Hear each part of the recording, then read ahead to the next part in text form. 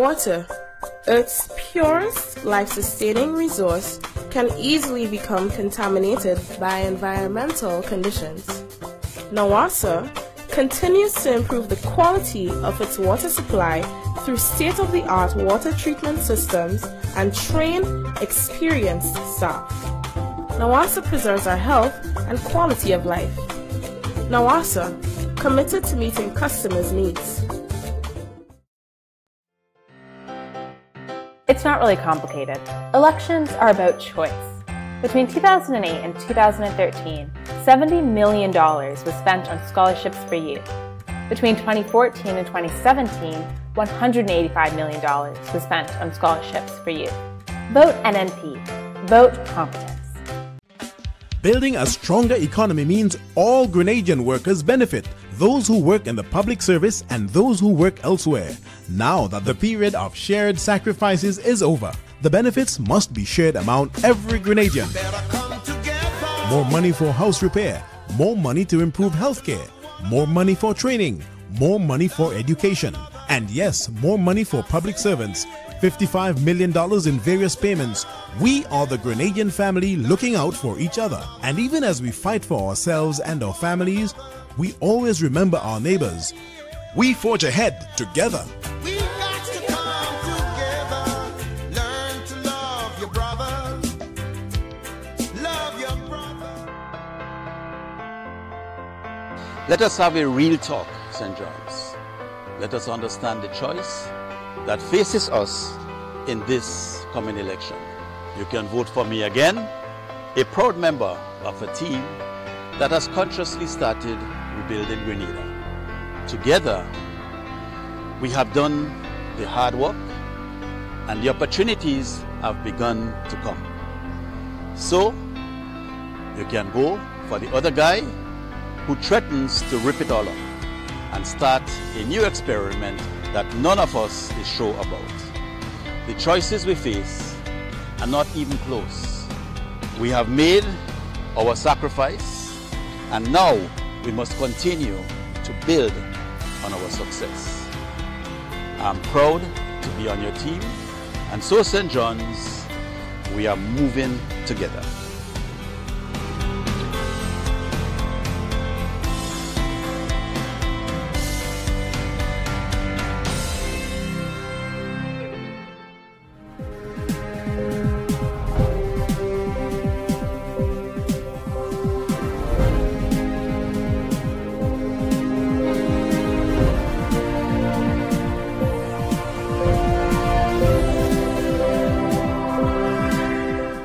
Ministry of Finance says money to be borrowed from various legitimate creditors by government is a legal requirement. Details to this story and more in the National Report.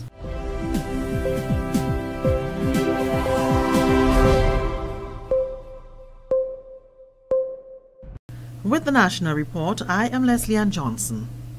The Ministry of Finance says the amount of $100 million specified in the 2018 Budget Loan Authorization Act is a ceiling by which the government can operate, which means that the total of all the borrowings from various legitimate creditors that may be undertaken throughout the fiscal year 2018 can tally to less than the amount specified in the Act.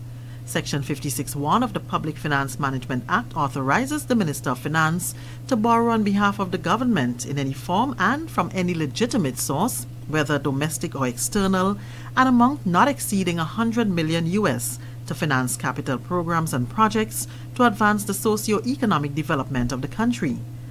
The ministry says this is a legal requirement that must accompany and has accompanied every annual national budget under all governments should there be a need to borrow at any time during the year. All agreements signed in accordance with the Loan Authorization Act will be tabled in Parliament as soon as practicable. As such, any borrowing undertaken under the authority of the Act must be tabled before Parliament. As Grenada works to ensure a national land policy is in place before the end of this year, the Ministry of Agriculture, partnering with contractors, will be visiting privately held properties to establish benchmarks for future land surveying purposes. Grenada has received support under 2 projects to develop a comprehensive policy and legal framework for sustainable land management. One of the projects, funded by the Australian government, seeks to improve land policies and land management in OECS member states. More in this Jerry Malcolm report. Grenada will soon have a land policy in place and supporting legislation that determines how land is used.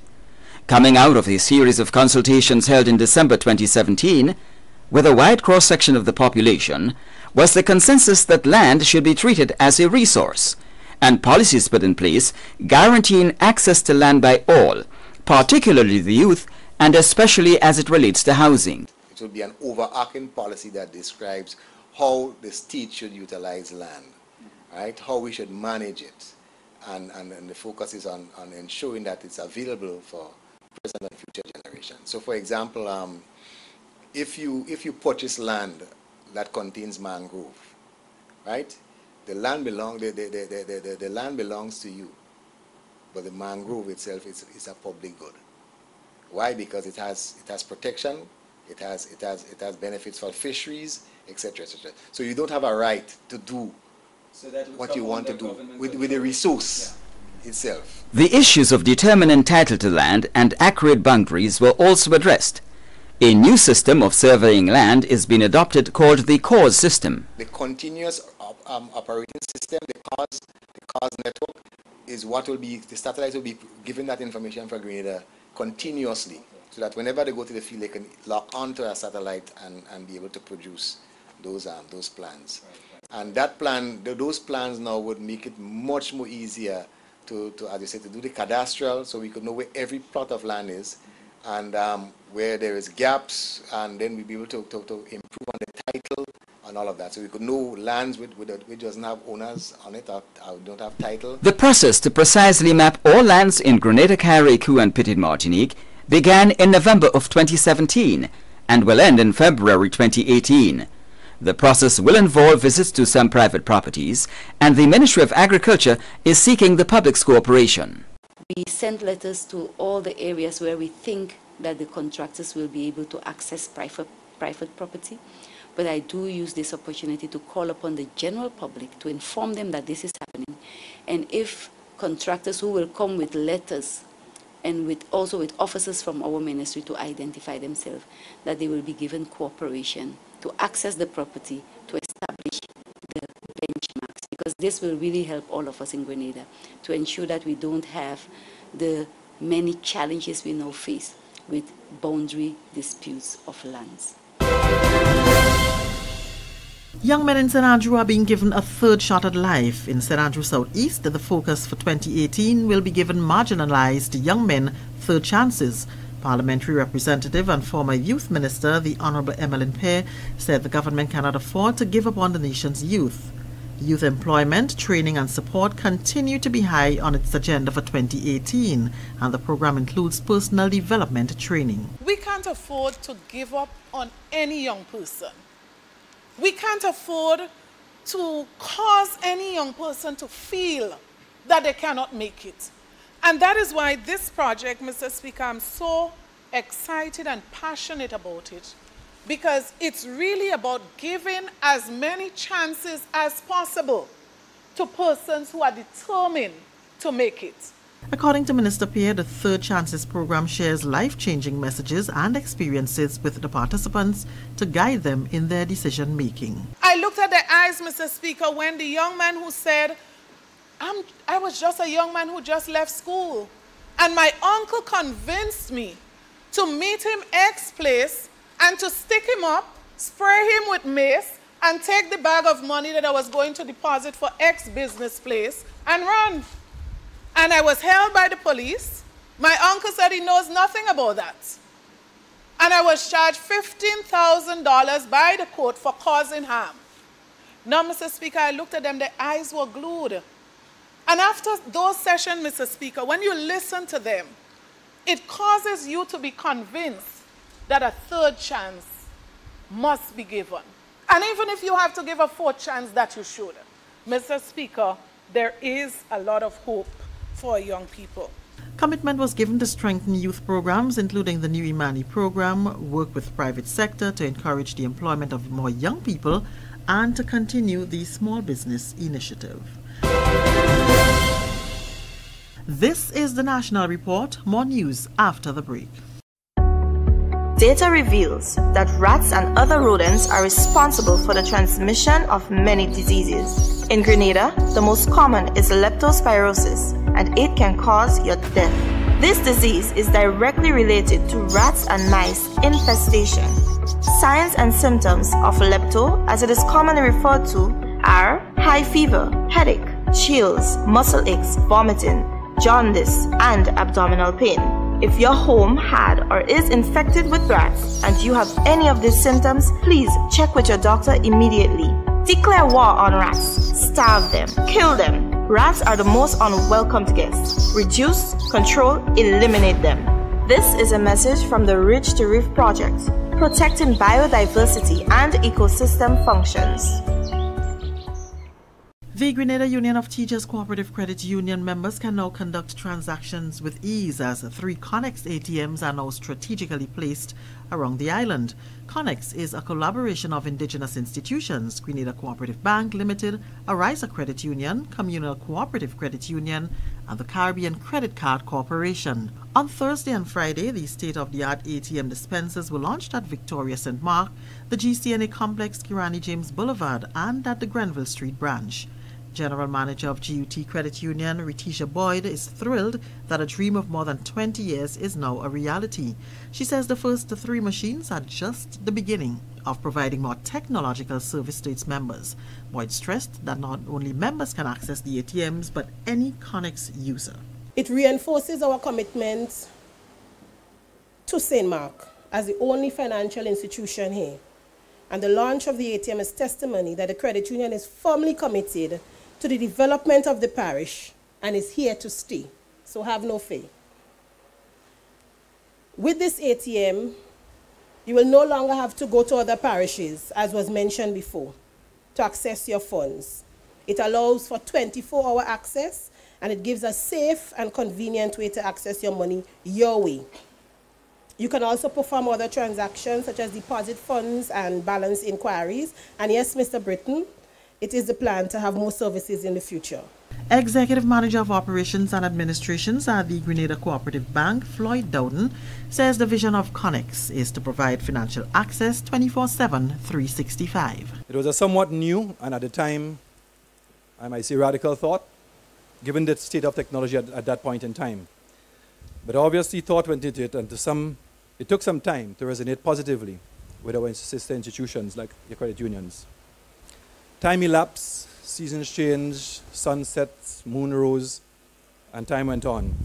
And eventually what came out of this was more than what we first envisaged. What emanated was not just ATMs, that each credit union individually can provide service to the individual users. What emerged was a network, a link to the Visa and MasterCard international networks. What this means is that everyone, anyone from anywhere carrying a Visa or a MasterCard from whichever part of the world can access their monies through these ATMs. The introduction of the new ATM machines now brings the total of Connex ATMs to 17. And finally, the Richmond Home for the Elderly is the recipient of goods and supplies from a prominent Grenadian citizen who continues to invest his resources to the residents there and operations of the facility. Roy Coutain has been undertaking this gesture for the past 10 years. He says he feels obligated to the caring and well-being of the residents. Well, this is something I've been doing for the past 10 years, delivering this stuff for the Richmond Home people, which is things that they need and things they always will use plenty of. And it's something I continue will do so long I'm alive and God give me the will. I will do that to make sure that these people in the home are happy and comfortable. And to me, I adopt these people. Whenever I call about it and speak to the sister, I always ask, how is my people doing? Health Services Administrator Kester Cyrus says the items will assist in their operations. So we just want to express our gratitude, our thanks to Mr. Obama, as he said, for this contribution. In fact, he has been doing that for a number of years. And we are so happy for those contributions because we know we can utilize it here, and the patients will be very happy for those. So once again, we are so happy, and we want to express our gratitude for this. And that's the National Report. I am Leslie Ann Johnson.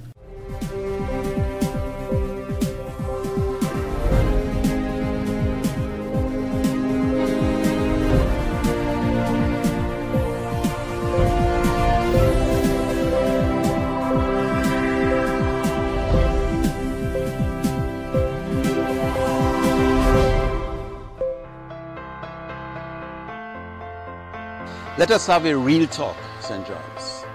Let us understand the choice that faces us in this coming election. You can vote for me again, a proud member of a team that has consciously started rebuilding Grenada. Together, we have done the hard work, and the opportunities have begun to come. So, you can go for the other guy who threatens to rip it all up and start a new experiment that none of us is sure about. The choices we face are not even close. We have made our sacrifice, and now we must continue to build on our success. I'm proud to be on your team, and so St. John's, we are moving together.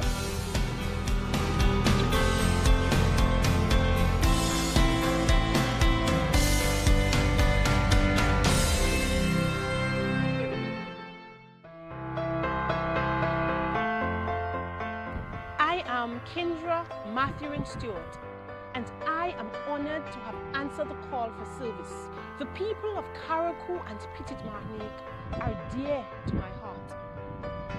I have grown up in a time of expanded opportunities, showcased by the fact that I have had the fortune to study and become a professional.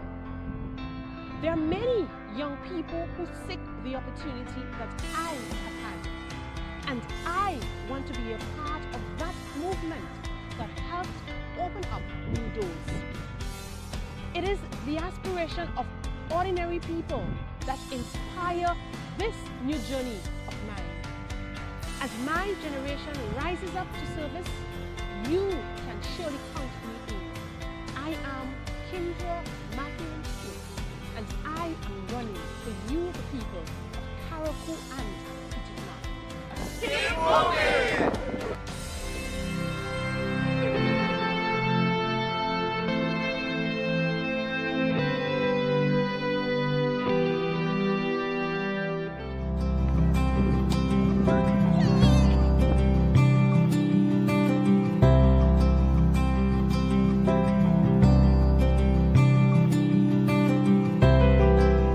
It is an opportunity where I can be able to make a difference in the lives of many persons in the constituency and also Grenada as a whole. I am prepared to give of service to the people. My whole life has been one of service.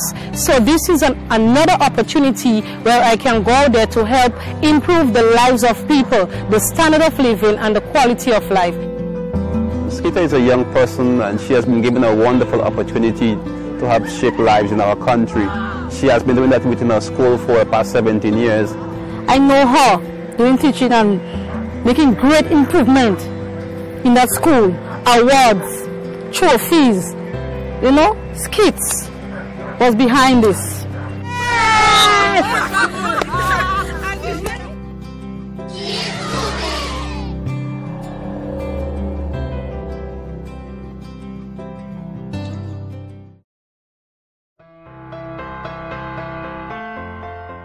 5 years ago, we started an incredible journey together.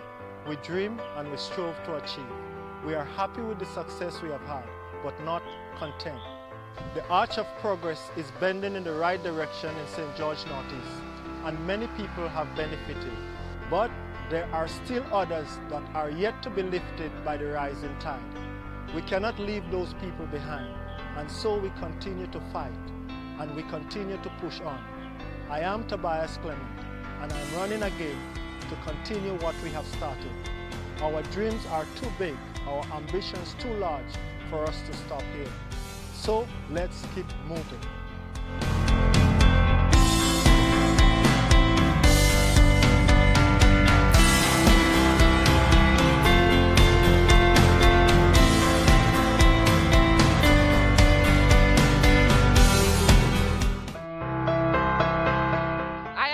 Brother Moses, and I have offered myself to be the next parliamentary representative for my people of St. Patrick's East. I see this as the next step in my life journey of service to people and my determination to give back to my community, a community that has always lifted me up. I am particularly passionate about issues affecting youth, and as your MP, will be championing policies and programs that will further empower our young people, as well as our adult male and females all across Grenada, but particularly in St. Patrick's East. I am pleased to have joined a team that has delivered for Grenada. But there is more work to be done, and so we shall keep moving.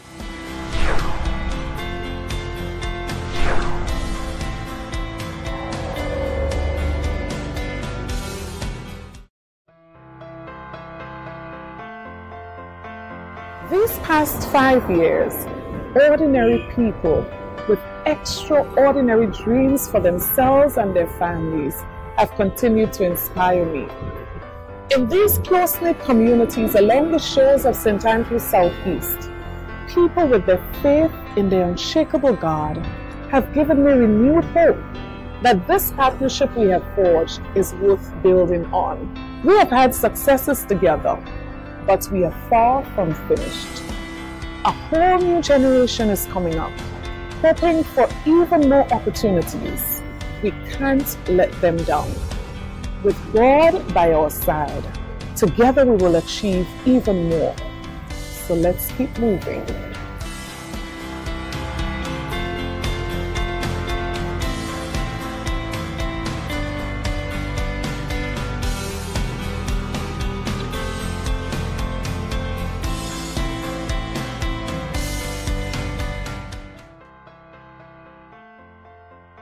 I am Yolande Bain Horsford, and right behind me here is my alma mater, St. Joseph Convent, the institution that I've attended for 5 years. Further back behind me is the Roman Catholic Church that I also attend. And on my left is the convent court that I played all the netball and the tennis throughout my 5 years at this institution. I am very proud of the partnerships I have formed with the people of St. Andrews Southwest these past 5 years.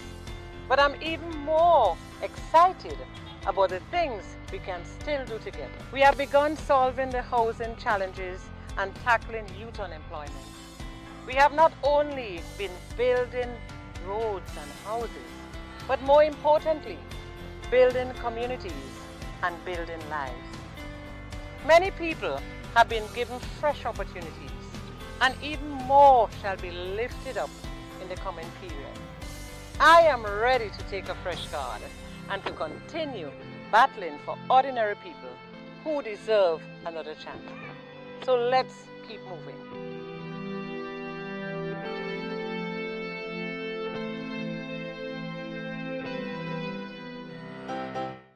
It's not really complicated. Elections are about choice. Between 2008 and 2013, $70 million was spent on scholarships for youth. Between 2014 and 2017, $185 million was spent on scholarships for youth. Vote NNP. Vote competence.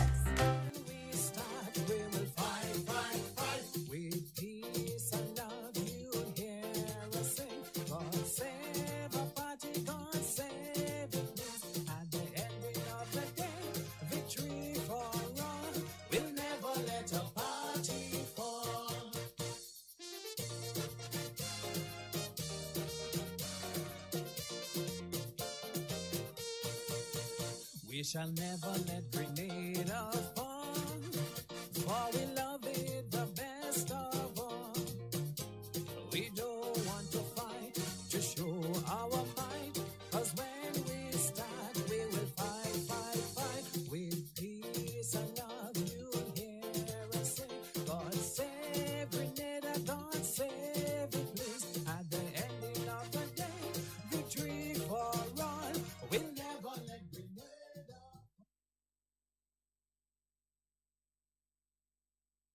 Looking for that fun and exciting radio program with a difference on a Saturday? Tune in to Caribbean Choice from 10 a.m. to 12 p.m. every Saturday on this station, featuring the best music of the Caribbean, trending news, and get a chance to weigh in on the hot topics. Caribbean Choice will keep you up to date on the movers and shakers of the Caribbean, at home and in the diaspora. Hosted by Enos the Genius. Caribbean Choice on this station every Saturday morning, 10 a.m. to 12 noon. A production of the Light Network. Stay up to date with all that's happening with the new national party, NNP. Send us a message via text or WhatsApp on 405-8683 with your name, email, and constituency. Stay in the know with NNP. Get updated.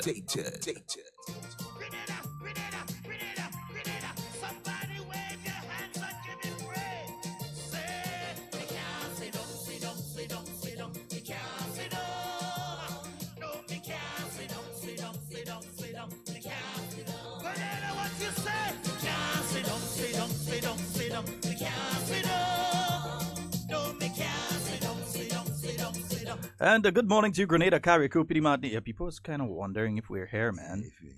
Yeah, I wonder why this one kind of thing up in the way it is there today. Wait a minute. What taking place there? Nice. Yeah, I did. Nice, good. Yes, indeed. Yes, good morning to you, Grenada, Carriacou, and Pity Martinique. Once again, it is time for Hard Talk. My name is Sheldon Scott. And I am Devon Romain. And it is Hard Talk. Yeah, kind of tired. It's been a rough weekend. Very rough. And it's going to be an even rougher week. A rough month. A rough month. Yeah. All roads lead to where on Thursday? St. Patrick's. Yeah. The Anglican schoolyard. I didn't feel sorry for me. I'm getting a rest. No rest. We nah sit down. We nah sit down. Boy, this is about the only time I get to sit down. Excuse me. Praises and blessings on a beautiful Monday morning. Yes. This seems to be the only time we get to sit down, because other than that, man, had to be out and about, man. Yes, man. We thank God.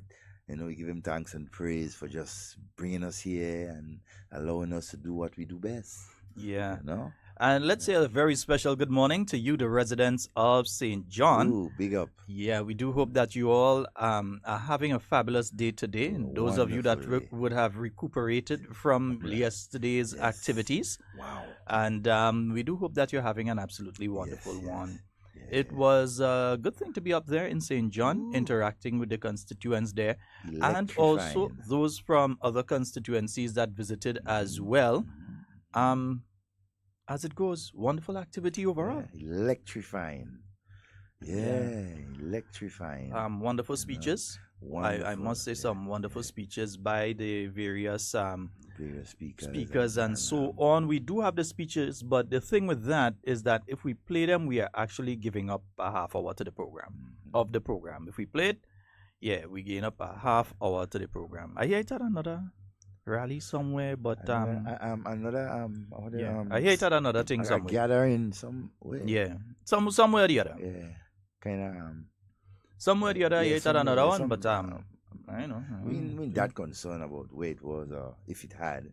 Yeah. So, but hey, I want to say a special good morning to some wonderful senior citizens. Yeah, I met last night. They know who they are. They were sitting right in front of the stage. Good morning to you ladies. Special good morning to you all. So we're gonna have a rollout, Devon, of announcements at the different, well, I keep saying rally, it wasn't a rally. We haven't started rallies yet. We're not to the rally stage yet. It looked like a rally, it felt like a rally, but it was an endorsement meeting. A constituency endorsement meeting. So it looked like a rally, it felt like a rally, everything. The vibes were there, the energy was there. But how was the endorsement of the Honorable Alvin Dabrio? Dabs. Dabs, he was, But the thing is, the man run out of time, you know. What? I see he run out of time because the man started reading, he had to leave the rest of the pages alone, you know. He couldn't go through this thing, you know. I see the man have a dossier in front of him, and the man only read from the little folder you have on top there, and you have another 10-page. Boss, you did well. Yeah. And the people of St. John's will testify come election day. Right? You have done well. He did extremely well. Yes. And he was able to talk for an extended period of time on all of the achievements that he would have been able to garner within the period of time that he has been the member of parliament. 5 years next month. Yes. Yeah. And he has a lot to show for those 5 years. To show. A lot to show. But you know, one of my highlights of yesterday's whole thing was the challenge. Yeah, I just checked with main office to find out if they had contacted the Grenada National Stadium to ensure that the stadium could be booked. Yes. Yeah. Because I know everybody, this is going to be more sold out than the Grenada Invitational if you're selling tickets. The Invitational is nothing for that. We might use the 2 stadiums and put up big screen on the outside. That would be the mother of all races. But here's what, the 100-meter is one thing. Yeah. We're gonna charge $1 each and then donate the money to charity. Yeah, let me tell Doc. Let me tell Doc that one. Doc, we all for the race and thing. Yes. But charge people to enter. Don't let people enter free. Give a donation. Right. $1 up. $1 each. Yes. Yeah, $1 up. Yeah. $1 upwards. Right. So you know you could get at least $15,000-$20 there. Exactly. And that money could be donated to charity. Yeah. Right. Whatever charity that you, Doc, seem necessary. If the people could take up the challenge, that is. Yes, if they decide to take up the challenge. If they would take up the challenge. But I think it's a simple challenge. You see, Doc was race. If it's me, I challenging them to a boxing match. That's just me. No dread. What boxing match? Me. That's for me. Yeah. I would challenge. But Doc is race. Doc is run. Yeah, Doc is run. Yeah. Because even if Doc going in the box now, what some arms and thing Doc have there. And thing yesterday, I was like, boy, I find Damian rubbing off on the chief, man. Go ahead. Damian, the thing with him is he done in training already. You understand? He already in training. That's a good thing. Yeah. All right. Let's say good morning to those of you on the shout box this morning. So good morning to you, Irvin. Brenda, you're in this morning. Yeah, the thing start, girl. All right. Hey, cuz. Karen, good morning to you, my love. Hope you all are having a wonderful day in very cold New York. Yeah. And Anna Shaw, good morning to you. Hey, you make it, girl. You survive. Beverly, good morning. Cynthia, Teresa, good morning to each and every one of you. I hope you all are having a fabulous morning this morning. Everything is going your way. Yeah. And good morning to all of the other listeners of Hard Talk this morning. I'm seeing Suzanne is there. Wendy is there this morning as well. Joseph, good morning. Chad, as usual, you're locked in. And Chad, I'll follow up on that issue this afternoon. I'm meeting with the individual. So I will be following up on that issue this afternoon for you. Linda, good morning. Vaughn, good morning to you as well. Yeah. So good morning. Shirley just joined us. Yeah. So good morning to you, Shirley. All right. Yeah. So I'm kind of interested. I'd like to see that race. Linky. Yeah, Lieutenant Linky. Good morning to you, bro. Yeah, my original partner, there, man. Yeah, the voices, yes, Hannah. Our voices are tired because we are tired. Yeah? Very, very much so. Got home a lot earlier than I usually get home from this one, though. Yeah, I got home a lot earlier than I usually get home from this particular one. Also, another interesting revelation yesterday that there'll be the main announcement outside of the other announcements that you will be hearing at the various meetings as they roll forward. Yeah? The main announcement will be delivered on the 28th? 27th. The 27th? Yeah. I thought the 28th because I thought the 27th is a Saturday, so the 28th. The 27th is the day that the Prime Minister would like to have the race. Oh, okay. That's a Saturday. The 28th is the Sunday. Yeah, so the 28th. Yeah. Right? So on the 28th of January, we expect, the trio. That's Prime Minister Dr. The Right Honorable Keith Mitchell, the Honorable Gregory Boyne, and Senator Peter David. And that will be in Bourgeois. And he telling everybody, well, I ain't think, wonder if you want to change location, I ain't sure Bourgeois could hold all that amount of people. You know? Yeah, I'm not sure Bourgeois could hold that crowd. I know what you think. Well, yeah. I mean, if you want, I know you are crowd from all over the primary school come all down, and so going all up to the dump perseverance, and so you go a thing. So the traffic department, the Royal Grenada Police Force will have their work cut out. Man, this one is going to be interesting. I know they can handle it, Yeah, Leonard, good morning to you. Anarin.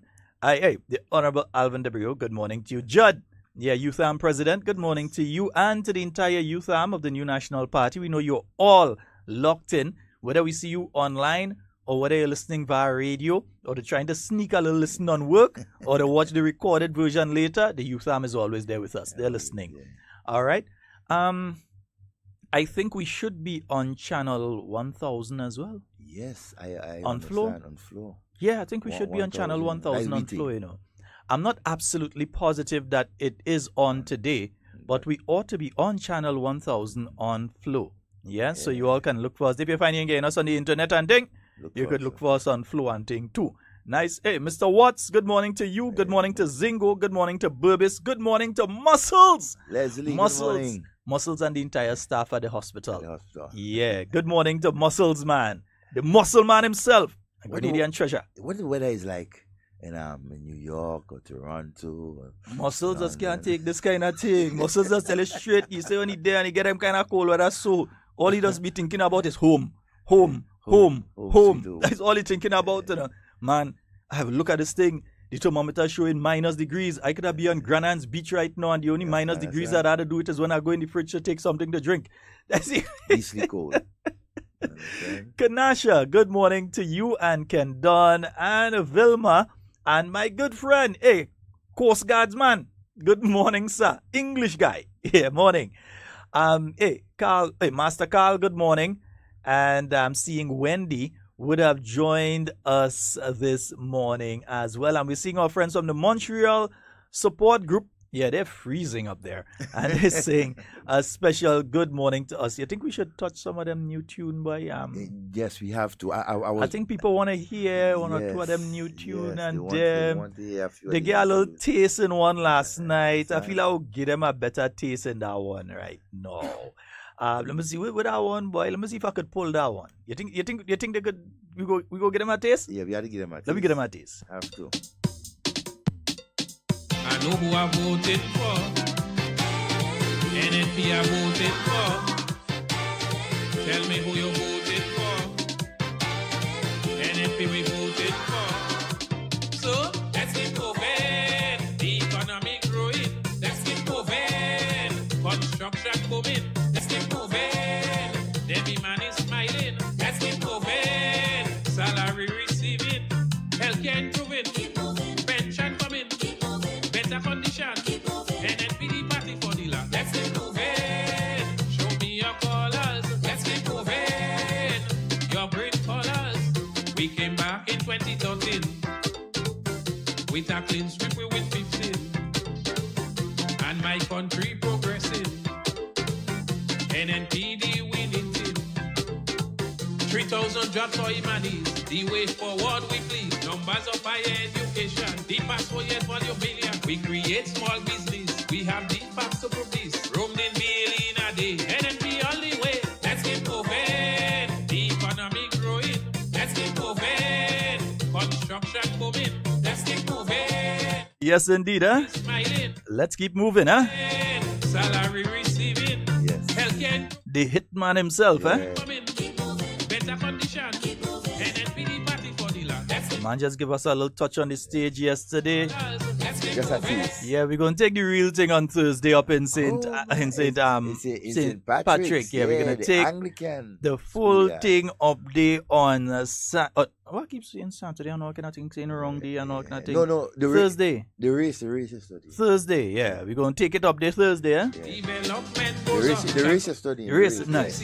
School upgrade on the NNP. Just wing of the hospital, almost complete and standing tall. Let us all come together and go the best of Grenada. Let's keep moving. The economy growing. Let's keep moving. Construction booming. Let's keep moving. Every man is smiling. Let's keep moving. Salary receiving. Healthcare improving. Pension coming. Better condition. NNPD party for the land. Let's keep moving. Show me your colors. Let's keep moving. Your brain colors. The party's strong and we're moving on. The party's strong and we're moving on. The party's strong and we're moving on. The Yeah, we just getting at this. The party strong and we moving on. The party strong and we moving on. Are you ready? Move it. Yes, we move it. Move it. NNP, we move it. Move it. Are you ready? Move it. Are you registered? Don't stop. Old people did say back long time ago. Because we're ready to go, you know. Don't get left behind. Make sure you're registered and ready. This site still maintain. Remember, you have a responsibility to make sure that you check and ensure that 10 other supporters are registered. Yep. And after you ensure that 10, take another 10. And after you get that 10, take another 10. And after you take, do not take it for granted that anybody is registered. Even me. Check and see if you see my name still. Check. Make sure that my name is there. Because it have people sometimes you're there and you're talking all the time, and when you look, they ain't registered, you know? Exactly, they ain't registered. They ain't registered. They're there and they're telling everybody, go and register, go and register. And they ain't registered. It have people that you may see who are following you all over, and when the time come, you realize they ain't registered. So you have to double check on that too, eh? Move it. Yes, move it. Don't stop. Don't stop. Don't stop. Public servant salary. That was on a hold. For them to get a dime, an asset must be sold. And even when they do, it always coming late. Why don't all you admit all you couldn't operate? Investors' confidence. So remember, you've got to get yourselves registered. The Prime Minister has already signaled that very soon, he has already signaled that there is going to be very, very soon the dissolution of Parliament, and you're going to have the general election announced. Let me just sort out one issue inside here. We're on the right path. Should I comment from your laptop? That comment from the Devon laptop. You had to mute the audio there. Don't stop. Give me the dance now. Move it. Yes, we move it. Move it. Yes, we move it. Move it. Yes, we move it. Don't stop. Don't stop. Don't stop. I hear you talking, and it have me baffled all over the place. How you care about people, but tell me this please. Where was that caring when 4 and plus years you had? Yes, good morning to you, Garfield, Rolda, Patsy. Good morning to each and every one of you. Hey, just Sandra, you're dancing? Don't worry, dance. Dance. But with all the dancing, with all the music, remember, you've got to be registered. And no matter, it could be Devon. You have to check and make sure Devon registered. Brenda, good morning. All right, that's all we have to say on that one, eh? No matter who it is, you could believe that the person is registered. And the person can be coming on the bus with you to all of the meetings and the rallies. You could be having your breakfast sale, and that's a person who's always there and they're always purchasing. They're always supporting all of the activities. And when you check the voters list, you realize that that person is not registered. Ensure, right now, we're in the phase of making sure that we tie all loose ends. All. Every man mark the man. Everybody is like you're playing a game of football here. Everybody mark your man. Mark your man. Right? Yeah. So make sure that you've got everyone registered and ready. And don't just have them registered. Make sure you keep in contact with them and continue to give them the message of progress, the message of development, because we know this is the only party to move Grenada forward. And has been doing that for a number of years. Yeah, we have another person talking and basically threatening investors and this kind of thing about what they're going to do with Why is it that a certain political organization, the NDC, why is it that a certain political organization wants a campaign on threats and intimidation? Always. That's just their way of getting things done. But it's like you wanna threaten individuals, you wanna threaten organizations, you wanna threaten investors. I mean, it's just like threat and threat and threat. Asha, good morning, my dear. I didn't see you yesterday. Yeah, so I see you. I know I ain't see you. All right. Short leg, morning. Hey, and Darren, my good partner, man. Darren, I ain't see you yesterday. I know it was wrong, but I ain't see you. You maybe was in the back of that crowd there, and that crowd was a kind of crowd too, eh? That kind of crowd, yeah. yes. It take me half hour to move from one point to another. Everybody had a hog, everybody had a pole, that kind of thing, you know. Yeah, wonderful, wonderful. Yeah. I sure I leave piece of my locks in the crowd, all kind of thing and all. People pulling. Every minute somebody pulling, you understand? But this is what I'm trying to understand. Now, we already know that the campaign is based on fantasy and fiction. They were spreading the rumor. Imagine, desperation, eh? For them to spread the rumor that Dr. Mitchell was ill and he had stroke and all this sort of thing. What are they going to say now? Was most healthy on stage yesterday. What are you going to say? Miraculous recovery? Yeah, fear. Fear is what they want to instill into the minds of the Grenadian people. And let's say this, expect them to do that and worse on election day itself, and the day before, the night before election, and the days leading up to election. We know for a fact that that organization is going to be putting out a lot of false information to scare the average voter. Yeah? So once you hear it from now, once you hear it from them, just discard it. Once you hear it from them, don't go calling me and saying, Sheldon, is it true? You hear it from them, they doesn't talk the truth. You know that. Yeah? Because they are the ones that was putting out this thing all over. Oh, the Prime Minister collapsed. They fly him out. Yeah. Oh, the man have a stroke. Oh, the man have this, the man have that. Yeah, stoppage of water. All sorts of nonsense. Sorts of foolishness. Oh, he mouth twists and he can't say nothing and all sorts of things. So you see, fantasy and fiction. So you see, and when they do that, Sheldon, they intend, their sole purpose, one reason, you know, to create the confusion and unrest and fear in people's mind. But again, they're going to do worse than that the day of election and the day before, the night before, the week leading up to election. There is a plan by that organization to put out some very nasty fake information to attempt to swing the election.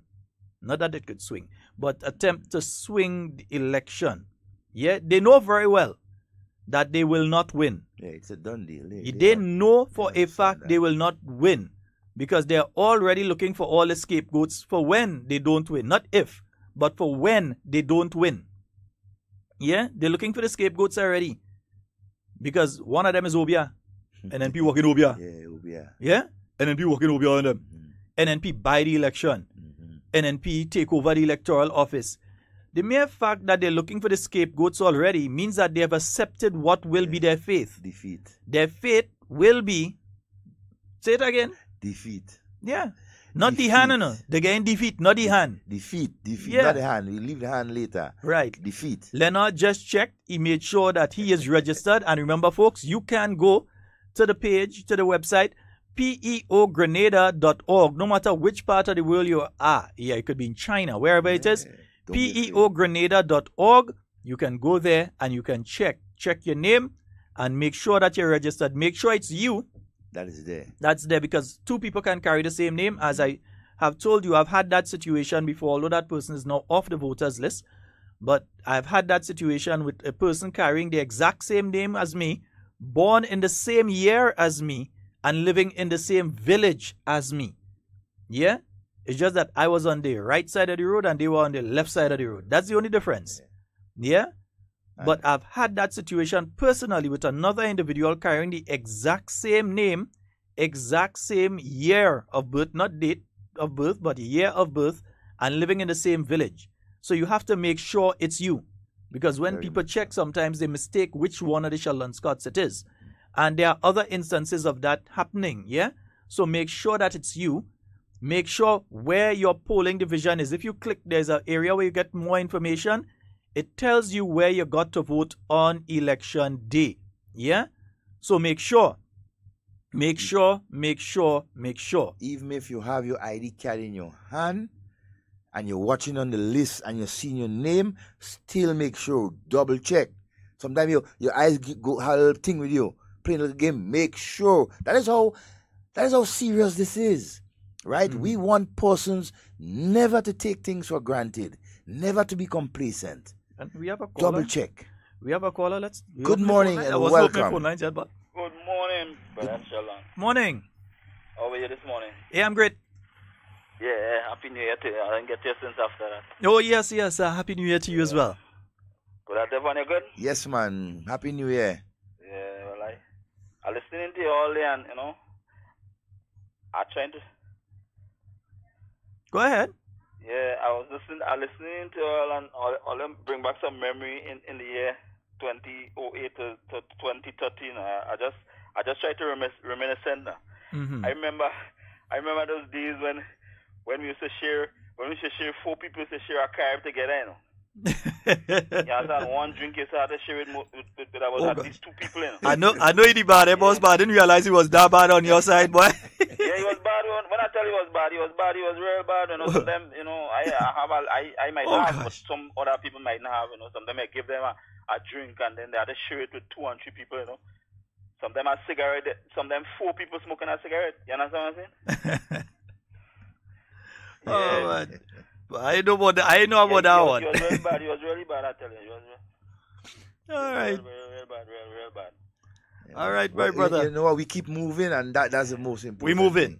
That's the main thing. Yeah, and we're moving forward. I did listening to you all. I enjoyed the meeting yesterday. I was between some companies I had yesterday. When I showed them crowd, so they say, "Whoa, you have a lady up there, so she like green. When she see green, so she say, oh God, I'm making a flight to come over, but I had to come over. She like green, oh God, Yeah, so me do. All right, brother. Yeah, take care. One love. Yes, indeed. I wonder if she's a member of the ILP. Yeah. Anyhow. And I have a warning to the fellow candidates and caretakers, parliamentary reps. Or you see how the leader fit. Mm-hmm. Understand that he starts from the top. He fit. Well, I know Delma is one person exercising right. regular. And, just a warning. Only be prepared. Don't let the leader outrun you all. Right? Toe and toe. We going. You understand? He fit. All you fitter. You know, Skeets go kick a 2 ball. Well, I mean, I know Skeets have it. I know I could speak for her for the 4 in St. Andrews. I want to hear if she finished the race. That's what I want to hear. That's what I want to hear. Skeets, you want to know if you finished the race? Yeah, that's what I want to know. I want to know if you run Saturday and she finished the race. And she finished the race, yeah. But I forgot to ask her that last night if she... But she looked so exhausted. Look how she finished. She might walk the rest too. All right, Rachel, good morning to you, my dear Riri. Morning. Yeah, hey, so remember, folks, we can't overemphasize the importance of registration. 1, time is limited. Yeah, time is limited. There's a limited amount of time between now and the general election. Now remember, once the writ is issued, that's it for registration. That's it. Once the election writ is issued, nobody can be registered. I know some people kind of hoping to hold off until their birthday and that kind of thing. Some young people who just about to take 18 and they're hoping you hold off until their birthday. Well, you might have to jump in on the next one. But anybody that has already attained the age of 18, if they're 18 this week, take them and register them this week. Yeah. And they were 18 before this week and they're not registered, get them registered now. And watch, the 28th coming up, the trio coming up. You want to be registered before the 28th of January, before that bushes you thing. I want it all you. Okay. Yep. Next thing, all you go and help skeleton playing and thing. No, we don't want that. No, you have a good idea. The Prime Minister was very clear in his statements. Very, very clear. He was very deliberate in his statements.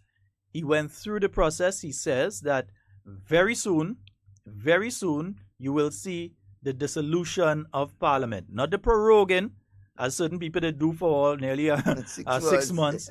Not the proroguing. You will see the dissolution. So Parliament will be dissolved. And right? not a parliamentary curfew. Yeah. No, not that. NDC did that. Yeah. See, we're doing it legal. So Parliament is going to be dissolved. Yeah. After Parliament is dissolved, you'll see the Governor General issue the writ for the election. Yep. And they will be stating when is nomination day. So you'll know when nomination day is. and then you will know when election day is. Prime Minister also stated that there is the lower end that you could have it after the dissolution of 21 days. And that's 21 working days. Yeah, 21 working days. You don't count Saturdays, you don't count Sundays, you do not count public holidays. Yeah? So 21 working days. That is the shortest period, or without any a 3-week period if you don't have any holidays and so in between. Let's say a 3-week period. Yeah? So that is what you're looking at. He didn't say that he calling it and giving it a 21-day period. It could be a 6-week. Exactly. Could be a 8-week. Exactly. Could be a 10-week. But you know what? He didn't say how long. That is his business. He have it in his pocket. Yep. Right? Some of us didn't want to be part of the decision, so we say no in the referendum. Yeah. The man had the thing in his pocket, is his. Yes, indeed. Right. Let's say good morning to Stephen out there in the UK. Stephen Simon, good morning. And also to William Simon. William, I haven't seen you for a couple of days. I don't know what's taking place. I haven't seen you for a couple of days. Yeah, and I'm supposed to actually give William a call as well. Veronica, good morning to you. And let's say good morning to the members of the Royal Grenada Police Force Band. Yes. Ooh. The #1 band in the region. Yeah, we ain't saying in Grenada. No, we passed Grenada State already. Mashing up the region. Yeah. And then when we let go on the world, we know what's going on there too. You know, they can't handle it. And then when you have dash on the side, they do anything. Dash it. Just, you know, they just go in places, man. And not just the Royal Grenada Police Band, but the Royal Grenada Police Force to all its members, the different arm, from immigration to SSU, RRU, Special Branch, the Prison Authority, the Customs and Exile, the whole works, right, of the law enforcement of Grenada. Special good morning to you. You have been doing a very good job. And they did an extremely excellent job at yesterday's function. Exactly. And you know the other thing with this is that the police officers are there. And you know it doesn't hear about how much people get arrested or people fighting and things. When they go to NNP function, it's none of that kind of nonsense. You know. Let's go to the phone line. Good morning and welcome. Hey, good morning, Devon and Sheldon. Good morning. How are you all, guys? Good morning, Michelle, man. Good morning, Michelle. But you didn't hear Sheldon Brooklyn go up yesterday, boy? I thought it was Jax that come in. I thought it was Jax. Yeah, I thought it was Jax. I didn't realize it's you that day. I say it's Jax that come in. Yeah, because my green jacks. I go looking and all kind of thing. I find I don't see no boat. I don't see nobody. I say, oh, what going on? And then I see all them fellas who just be on the land on the place they selling fish. I see all of them in the endorsement. So I wonder, you know, where that fish coming out. Yeah. Sharing the crowd too. But what I called to tell to speak. What really touched me with Alvin, one of the young lady was talking yesterday. But when that young lady talk. And the statement where all hope was almost, when it was human, bloom and black for her, outcome, like God sent Alvin Dabo to that young lady rescue. You know, just as how God sent Philip to the Ethiopian rescue, his spiritual rescue. Yeah. Just so it was in the political thing with God sent Alvin to that young lady rescue yesterday when she was crying out, when she had no hope, like she was going mad, like she was going crazy after a while, you know. And to all them young people out there who had that bad experience under enlistment, and still, like you forgetting they come out and want to keep enlisting another blight. Think it over. Think it over, guys. To the workers who think like even enlisting another blight, you don't think it's over. You know, think it over, guys. It is not just about politics. It's about your country. It's about your future. What is in for you for tomorrow? You all want to go back where they cannot salary to pay you all, guys? You all want to go back where they want to sell every asset to give you all your salaries? You all want to what? Sell an ad about color, I could remember some people who never begged me for a ride before. Begged me for a ride below NDC time because they didn't get the salary at the end of the month. People were fighting the ATM card to see if the money come or not. It was that bad. And at them bosses started to rotate. If they work Monday, they couldn't work. Some couldn't work Tuesday. It was that bad, you know. And the same people who implemented, like the same, or some of them from Victoria, still, it's like they just hate Dr. Mitchell. And in the church, we hear them, they hate the people, like the how they're talking, they just hate them, man. The man is doing good. The economy is growing. It could be better, but it's fastly growing. And it's like they want to rob. They look like they want to get all for themselves. You know, so I'm telling you, young people, working class people, middle age, senior people, don't forget what they did to you all. They wipe out some of your name off the list when they grab you all and they say, we're giving all the $400 so they bribe all you. Think about it. Think about it. Think about your future, your children. I have a 5-year-old daughter coming up, and I want what is best for her. Think about it. That's all I want to see. Okay, my All brother. right, my brother. Have Have a good day, guys. All right, take care. All right, and remember the phone number 4407377. You can call in to the program this morning. Good morning to you, Cami. Yeah, Cami, Yeah, good boy, morning. Cami. I passed by this morning. She energetic. Yes, boy. Cami feel lively. good day yesterday. Yes. Nice. She's good. She Yes. back a corner there and she and Cami, she short pants. We love it. Why Cami? Cami, when you have legs, you could put them out. Put them out. Yeah, some of them can't put Can't out put their it legs. out. You understand? Some of them can't do it. Yes. But you could do it. You're firm. Peter Francis, good morning. Boss. Peter Francis. Peter Francis is saying that, listen, the cups that you're seeing, they are not for sale. So we're not selling the new National Party cups. No, It's we're not. That's Teddy Bear himself doing them.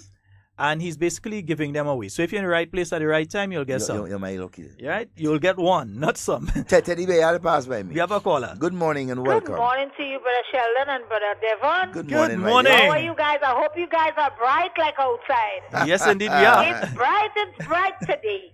I just want to say hats off to the people who organized that rally in Guam yesterday. Brother Sheldon, you passed close to me, but I couldn't see you. Lord. Because I was too much in the spirit. I want to say hats off. Yes, Let's indeed. keep calm and testify. Oh, Lord, it was good. It was good. It was good. And you know what I like about the rally? Didn't have no mudslinging and no what like others. It was just a rally with a difference. And that's the way to start. That's all I have to say today. All right, my dear. Thank you. Good morning. And you know, the good thing there is that you were able to hear testimonies from some of the people of St. John. Brother Alvin Dabrio was able to speak extensively until he ran out of time about all the things that would have been done in the constituency. Yeah, we have a call on the line. Good morning and welcome. Good morning, fellas. How are you doing? Hey, I'm quite fine. Well, I heard a certain posting pictures of a mentally challenged man eating from the garbage bin. Yeah, I they've was been doing very that a few months petty now. of them, but I'm just calling to let them know when they were in power, nothing in that garbage bin. Not even papers, nothing at all. Oh, my dear, you have a wonderful morning. Enjoy the rest of your my day, God. No. Oh, that is one thing bad, isn't it? Oh my God, that is one thing bad. That's the best I have for a long time. Yeah, that's when there was nothing in the garbage can. That is when you do have cockroaches at home because there's nothing to eat. There's nothing to eat. Yeah, that's like real bad, boy. Yeah, that's past. No, that's extreme. That's like when somebody stick you up, they're only practicing. Yeah, because they don't have nothing from there to get, so they're practicing. That's extreme. Yeah, that's if an ants fall in your pocket, he break your neck because it had nothing to stop you falling. Falling like That was the economy under NDC. Oh my God, my dear, have a wonderful morning. I mean, iTrod has been that sort of challenged individual for many, many decades now. Not even yet, decades now. He's been that sort of challenged individual. They should be ashamed. Yeah, and I mean, come on. They've been circulating that stuff. Good morning, Shirley Lacrette. I got the opportunity to meet people who say they are Grenadians and who say they are proud to be Grenadians and who cussing others who born in other islands. Yeah. They are the ones that doing these things to try and tarnish the name of Grenada. They are the ones that keep trying to take negative news that they have no verification on and trying to spread it as though it's the truth about Grenada. They are the same ones continually doing those sort of things. Yeah, I mean, it's really terrible. I think we have a caller online. Good morning. Good morning. Hello, good morning. Hello. Good morning.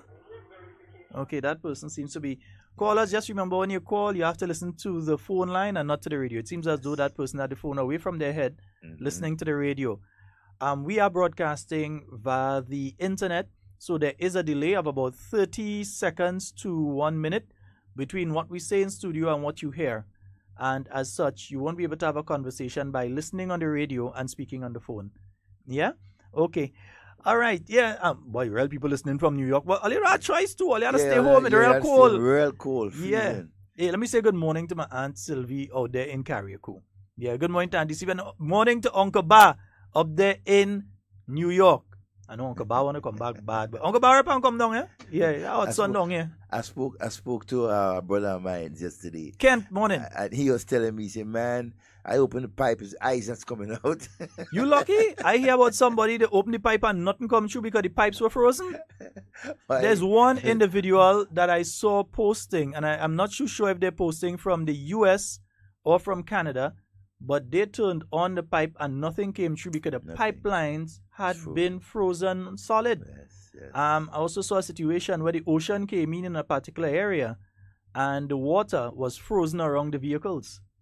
Yeah, because it's a kind of storm. It's like a hurricane too, just like a winter storm hurricane. So the waters flooded a particular area, and with the low temperatures, the water froze all the cars, everything in the road. And the water was up to like about the midway on the door. Wow. And it froze all these vehicles in the street. It's really, really terrible. Imagine you get trapped in a vehicle. But I think even more importantly, and we've seen Prime Minister, also we've seen other ministers traveling on the issue of climate change. Yes. What's important to note as well is the fact that the climate change issue, there are many who are denying that we're seeing climate change, but at the same token, we've just had how many Category 5 hurricanes in 1 year? In 1 year. Usually you don't see those. One of them broke the scales. Well, two of them broke the scales. We've seen oceans virtually disappear because these hurricanes sucked up the waters in different areas. And now, in the winter season, after the hurricane season, we're seeing one of the worst winter storms on record hitting the North American continent. It's bad. So we have to take climate change seriously, and there are various issues that come along with that. You're talking about rising oceans. And I don't think a lot of us understand the importance of what Prime Minister is doing when he travels on these climate change issues. Because we have rising oceans. And some people say, okay, so we have rising oceans. No, it means that in 20, 25 years from now, we may not have a carnage. Yeah, that's what it means. Because the water is rising. So in 20, 25 years from now, you may find yourself with a situation that there's no carnage. It's underwater. You may find a situation that there's no Grandans Beach, that the water is actually up to where the hotels are, or up to where Spiceland Mall is. It is possible, not in 20 years, unless things accelerate at a serious level. But you can find that situation 20, 30 years from now if things continue in the way that they are going. That's why the issue of climate change, dealing with the melting ice caps and those sort of things are very, very important. Kendon is speaking about the many earthquakes too. We have been having increased earthquake activity, and last year, I believe it is, we had some volcanic activity, and a couple of years ago as well, about 2 or 3 years before that, we've been having volcanic activity. All of these things are linked to climate change. So when Prime Minister is making these trips, it's not idle trips. It's on a very important issue that's going to address our survival. Because if climate change continues in the way that it is going right now, none of the beaches that we have right now will exist for our grandchildren. None of the beaches. Gone. Yeah, our children's grandchildren. None of them will have the beaches that we have right now. It won't exist. Just disappear. Yeah? some of the areas, like the lower areas like Subies and Marquis, and some of the areas, they will not exist again. The carnage will not exist. In fact, to save the carnage, you may have to raise the road. The road would have to rise, and then you'll have to have a pump system for if water crosses over to pump it out from in front of the buildings and so on. But that is where we are heading, and that is why it is important, one, to be part of the process of reducing that, because as small island states, we are the ones that are going to suffer the most, of course, due to climate change. We are most vulnerable. And secondly, that we can receive as much assistance from those who are causing it more than us. We are look at thing, we ain't causing much of this thing. Nope, we don't. But the big countries are the ones that are causing this problem, and therefore they are the ones that should provide the funding to help us deal with the effects that are taking place now and the possible effects in the future due to what has already been done, while stopping what is going on. Some people want to give you the impression it's just, oh, you go on a meet and you go on. No, these are the issues that we're talking about. A lot of us look at it and we don't realize that there is a high possibility, years from now, we may not see it, but our grandchildren may see it, that the carnage may not be there, that Grandad's Beach may not be there. And you see, and the opportunity right now, Lagoon Road wouldn't be there. The opportunity right now is there, because you find most of the bigger countries who are creating most of the problems, they are basically willing to discuss and fund a lot of these programs. Big organizations, European, countries, and so they are willing. So Prime Minister Mitchell has been lobbying and has been representing not just Grenada but the Caribbean in ensuring that we get our fair share to help battle, right, and to defeat or to help, sustain in these types of conditions. So, hey. And also, looking at the trend, Devon, it says as well, yeah, we just talk politics, but we just talk other things in between too. It's minutes to 11. We're going to drop the tune again for you at 11. Yeah. But it also says, though, that we have to be very mindful of what is taking place as small island states, as we are the ones that are affected the most. Yeah. We have to be very mindful of it. We also have to take leadership on the issue, since we are the ones that are going to be most seriously affected by it. It's our yard. We got to take control of it. A note to those of us, we looked at the rainy season. We saw some extra strong hurricanes. So from now, we should be preparing for the rainy season this year again and the hurricane season. Don't wait until when it's on us. Start the preparations. If you know you have to do little work on the house and that sort of thing, and you have to get little things together, do it now. Yep. But outside of that, in my mind, if the hurricane season was bad, the winter is terrible, I don't expect the dry season to be a walkover. Especially in the Caribbean. I really don't expect this dry season to be a walkover. So we need to ensure that we put proper water storage facilities in place at our individual homes. Exactly. So those of you who sent barrels for the holiday season, I hope you send the plastic ones, because you might need it. Yeah, you might need it a lot. You might need it down here. And again, a lot more attention in terms of preparation for our senior citizens. Those of them who cannot do as me and you who are able to do. We have to take care of them. Indeed. Good morning and welcome. Good morning. Morning, Devon, and morning, Sheldon. Happy New Year to you guys. Good morning to you, my brother. Happy New Year. All right. How is everybody? How is the NMP family? Well, great, man. You didn't see us last night? We strong. Oh, yeah. I was watching. Oh, my goodness. We strong and moving That is on. vibes. That is what you call vibes. Yeah. Even though your place was cool, but the vibes warmed me up, boy. Yeah, man. The vibes warmed. Yeah, the vibes really warmed me up. But I wanna talk on something here today, and I want people to really pay attention to that. Last election, I came home for election, right? And the very night I got in for election, it was just before election, so it's election fever. And you had both parties, everybody talking about who will win the election and this and that and stuff like that. And I remember I got home, and then my cousin them said to me, well, a buddy of mine had just got married, so the party continues, so we went over there. And it was both NMP and NMP, and NDC and NMP people in the party there enjoying themselves, but they were talking politics. And I could vividly recall one of the NMP guys saying to one of the NDC guys, they stole the election in 08. And the reply from the gentleman was that, y'all stupid and it's going to happen again. And I got really angry. But I said to myself, you know, I just get in here, let me just listen, let me watch what's going on. And I'm listening them, and, you know, they're arguing the politics. And fast forward to the day before election. The day before election, we got word that a certain gentleman who was the presiding officer for that polling division had the general manager of the NDC campaign for that area in his house and the ballot boxes in his house. So myself and a couple of guys went to confront him and tell him about it.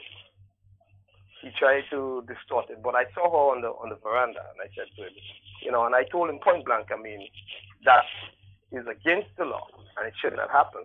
And I told him point blank, and if he doesn't do something about it, if he doesn't ask her to leave, then it leaves us no choice to get higher authorities involved. So then he said, okay, and he went and he told her, well, we want her to live. And the wife started to cuss. And the thing about it is, this is a lady that I know from since I was small. Looked up to this lady, I have all sorts of respect to this lady. And the thing that was coming out of her mouth was just NDC in typical. And listen, her saying was like, who is this hungry mouth, dirty foot, nasty little boy and them to come and say who could come by me and who can't come by me? You know, it gives you an idea of how these people view people. And I say that with no apology because I experienced it. These people who have this tendency that they're more than everybody else. They're very arrogant in what they do. And sometimes it gets me angry because I don't understand why people think of people in that type of way. But nevertheless, to continue the story. So that happened on Monday. And, well, the wife started cussing, so she wasn't leaving. Then a short time after, here comes the Prime Minister. And I told him about it, and he said to me, I don't see nothing wrong in it. And I replied to him, well, I'm not a lawyer, but you're a lawyer, and I know that you know within the law that is wrong. He's like, you got nothing to worry about. I said, the fact that I don't know what's going on, that's what I'm worrying about. That was the Monday. Mm-hmm. All of that went on. Call, give a report about what happened and everything like that. The Tuesday in election, they still had the same similar something happening, whereas to our rep on the inside has to call for a recount because in the first count she was not pleased with what the numbers that she got. Lo and behold, in the second count, NNP win by a bigger margin. I'm saying this to say that we know for a fact that NDC, through fair, will never win this election. But you cannot put nothing to pass them. They have done it in the past. They've tried it. I've been privy to see that they tried it. I heard them say that they accept that they did it in 08. I heard it from his mouth. And they accept that they did it in 08. And they tried it in 12. But they did not succeed. So I'm saying all of this to our people. We got to be vigilant. We got to be vigilant. You got your cell phones. Whatever you see, record it. Whatever you find sounds funny, record it. Because these people, they don't stop at no end. You understand? And the thing that really, that is so bad, knowing that you place your vote and then people want to put your vote where they want it. It's not a thing. So I want to put that out there to our people. Let's be vigilant. I mean, we on the campaign trail and we're doing what we're supposed to do, but let's be vigilant as we go out there, even right down to election day. Right down to election day, let us be vigilant and make sure we bring home the victory. Thank you guys very much. All right, my brother. Have a wonderful day. And I think we need to take a serious listen to what the individual has been speaking about. Very serious. Things that were attempted by activists of that political party last election. Because I can tell you that we need to be very careful. On election day, when you go to vote, don't let anybody make you leave without casting your ballot. Let me say it again. On election day, whatever day that is, when it comes and you leave home or you leave work and you go to cast your ballot, do not let anyone stop you from casting your legal ballot on that day. Your name is on the voters list there. You have a right to vote there. You are voting there. There are those who will try to stress you, make you turn around, make you leave. Yeah? There are those who will try to stress you out. There are those who, they go see a line, the line might have about 50 people in it, and they're going to try to stress out as much of the people in the line, especially with negative comments. Yeah, and especially if they know it's an area that you see the New National Party strong, and they know, yeah, because you're looking at a constituency, different political parties have areas that they're strong and areas that they're weak. Yeah. So it's obvious what they're going to do is look at the areas where they see that the NNP is strong and try and see if they could stress out people on that location so that they wouldn't vote, so that the NNP would get less votes. They'll do it. Don't put it past them. That's an easy thing for them to do. Yeah? Don't put it past them. On that particular day, you're going to vote. Yeah? Especially our young people. Yeah. Who have not yet had the experience in elections, going out to vote and everything like that. You have to be very, very serious about how you approach that. Don't let persons decide for you who you want to vote for. Right? It's your opportunity to make a decision and to live with that decision. Remember, you have the opportunity to vote. When you go out to vote on that day, don't let anyone stop you from casting your legal ballot. You have a legal right. You're registered. You have a right to vote. Go and vote. Not even a police officer, for whatever reason. That's how extreme we're trying to bring it, to let you know how important that it is for you to not allow anyone, once you're within your legal right, your limit, you're registered, you have an ID, right? You have the right to be around the area because that's your polling station and everything like that, right? You're not causing disturbance. You're not breaking the law. It is your right to go ahead and cast your vote. Right? Do not let anyone deter you from doing that. Yeah, because they'll try it. They will. They will try it. For instance, if they believe that a constituency, they have a chance of pulling off a surprise victory in a constituency, they will attempt to make sure that every single NNP in that constituency have so much stress that they can't vote. They can't vote. All right? In fact, let's take, we said we'll come over the tune around now. Let's just pull the tune because I'm getting a little report there that we off of City Sound. So let's just see what's happening there and we'll be right back. I know who I voted for. NNP I voted for.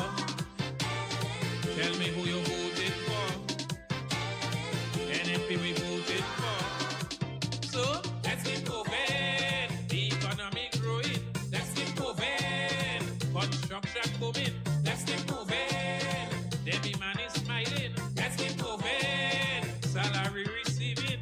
Healthcare improving. Keep moving. Pension coming. Keep moving. Better condition. Keep moving. NNP the party for the land. Let's keep moving. Show me your colors. Let's keep moving. Your green colors. We came back in 2013 with a clean sweep. We win 15. And my country progressing. NNP the winning team. 3,000 jobs for humanity. The way forward we please. Numbers of higher education. The passport yet for your billion. We create small business. We have the facts to prove this. Roamed in billion a day. NNP all the way. Let's keep moving. The economy growing. Let's keep moving. Construction booming. Let's keep moving. Debbie man is smiling. Let's keep moving. Salary receiving. Healthcare improving. Keep moving. Pension coming. Keep moving. Better condition. Keep moving. NNP the party for the land. Let's keep moving. Show me your colors. Let's keep moving. Your Yes, folks, we're just trying to sort out a little technical issue between our connection here and the City Sound. Hotels building from Liberia. Yeah, I know the other stations are on, so let's go to the phone line. Good morning. Yes, Sheldon. Hi. What boy, we don't get into. Oh, I realize. 975 again, yes, breaking and music coming in. We are aware of it. We're working on it. Okay, cool. All right, thank you. Yeah. Yes, indeed. And I feel that's what somebody else is calling to tell me now. Let's just make sure what's going on there, and we'll be right back. Construction booming. Let's keep moving. Debbie man is smiling. Let's keep moving. Salary receiving.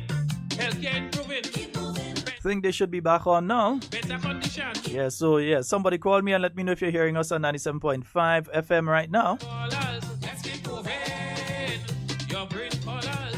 The party's strong and we're moving on. The party's strong and we're moving on. Yes, the party's strong and we're moving on. Good morning. Good morning out there, please. Okay, 1 minute. The party's strong and we're moving on. The party's strong and we're moving on. Kirani James, New Stadium. Yeah, so we're back on. Trading forces to China, India and Japan. Okay, 4407377. Yeah, let's take some phone Let's calls. keep moving. We party strong and he moving on. We party strong and he moving on. We party strong and he moving on. Let's keep moving. Why? Construction booming. We have a caller. Good morning and welcome. Good morning, boss. Morning. Right, Chuck, man. Again, alive. Okay, Right. great. Thank you, sir. Yeah, again, alive. I just called to tell you that. Blessings. Respect. Yeah. All right, 97.5. All right, great. All right, Thank my you. brother. All right, thank you.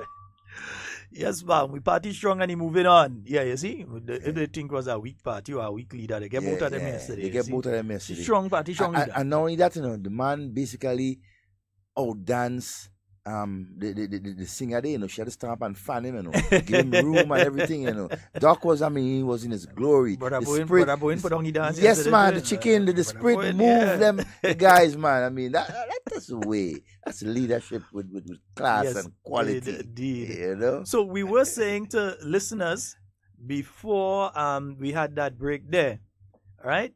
We were saying that you have to be extremely careful on election day. We're telling you now some of the tactics that we expect and pretty well are sure will be used by the desperate members of the National Democratic Congress come election day and the days leading up to the election. general election. One, they are going to put out a lot of false information. Last election, it was the day before election and the night before election, they were circulating rumors that the Honorable Gregory Bowen had collapsed and he was in intensive care at the hospital. A few days before that, they were circulating that he had cancer and he was dying and he wouldn't live for very long again. They took a good and swipe that at sort him, of thing. yeah. So that sort of thing we expect to be revived again coming up the days leading up to the general election. In fact, starting now, you're going to be hearing a lot of that sort of stuff. They started it with Dr. Mitchell. They're going to spread it to other members of the party. And without giving people the opportunity to respond, they're going to do it the night before general election. They're going to spread a lot of stuff.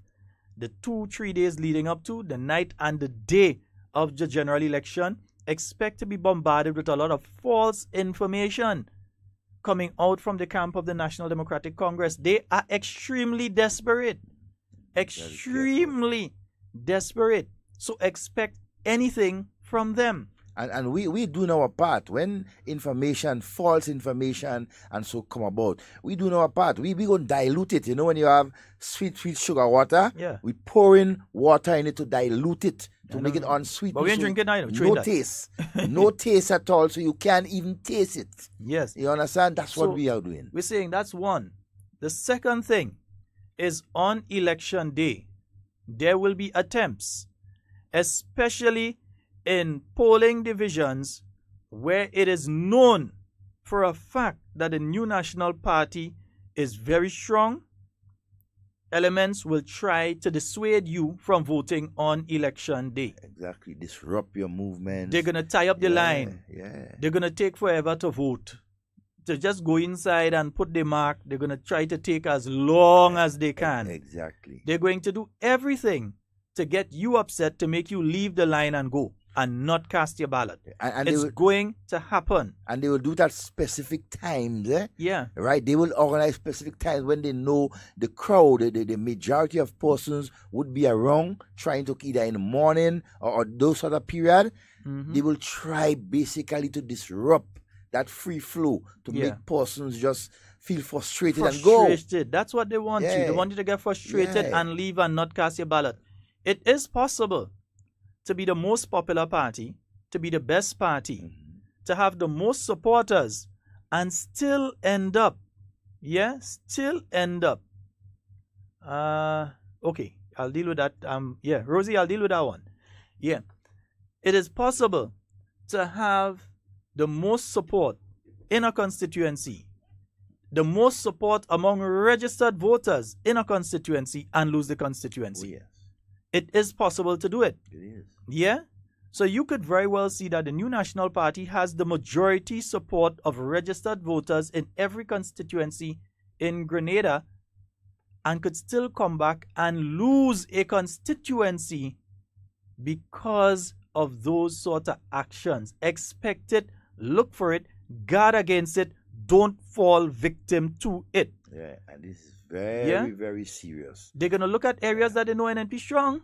Oh, yes. And they're going to do everything possible to fret you and frustrate you. Somebody will come in and try to take as long as possible to cast the ballot. Other people, they might challenge your right to vote in that constituency and make noise and get on as much as possible, just to the point of being arrested or ejected.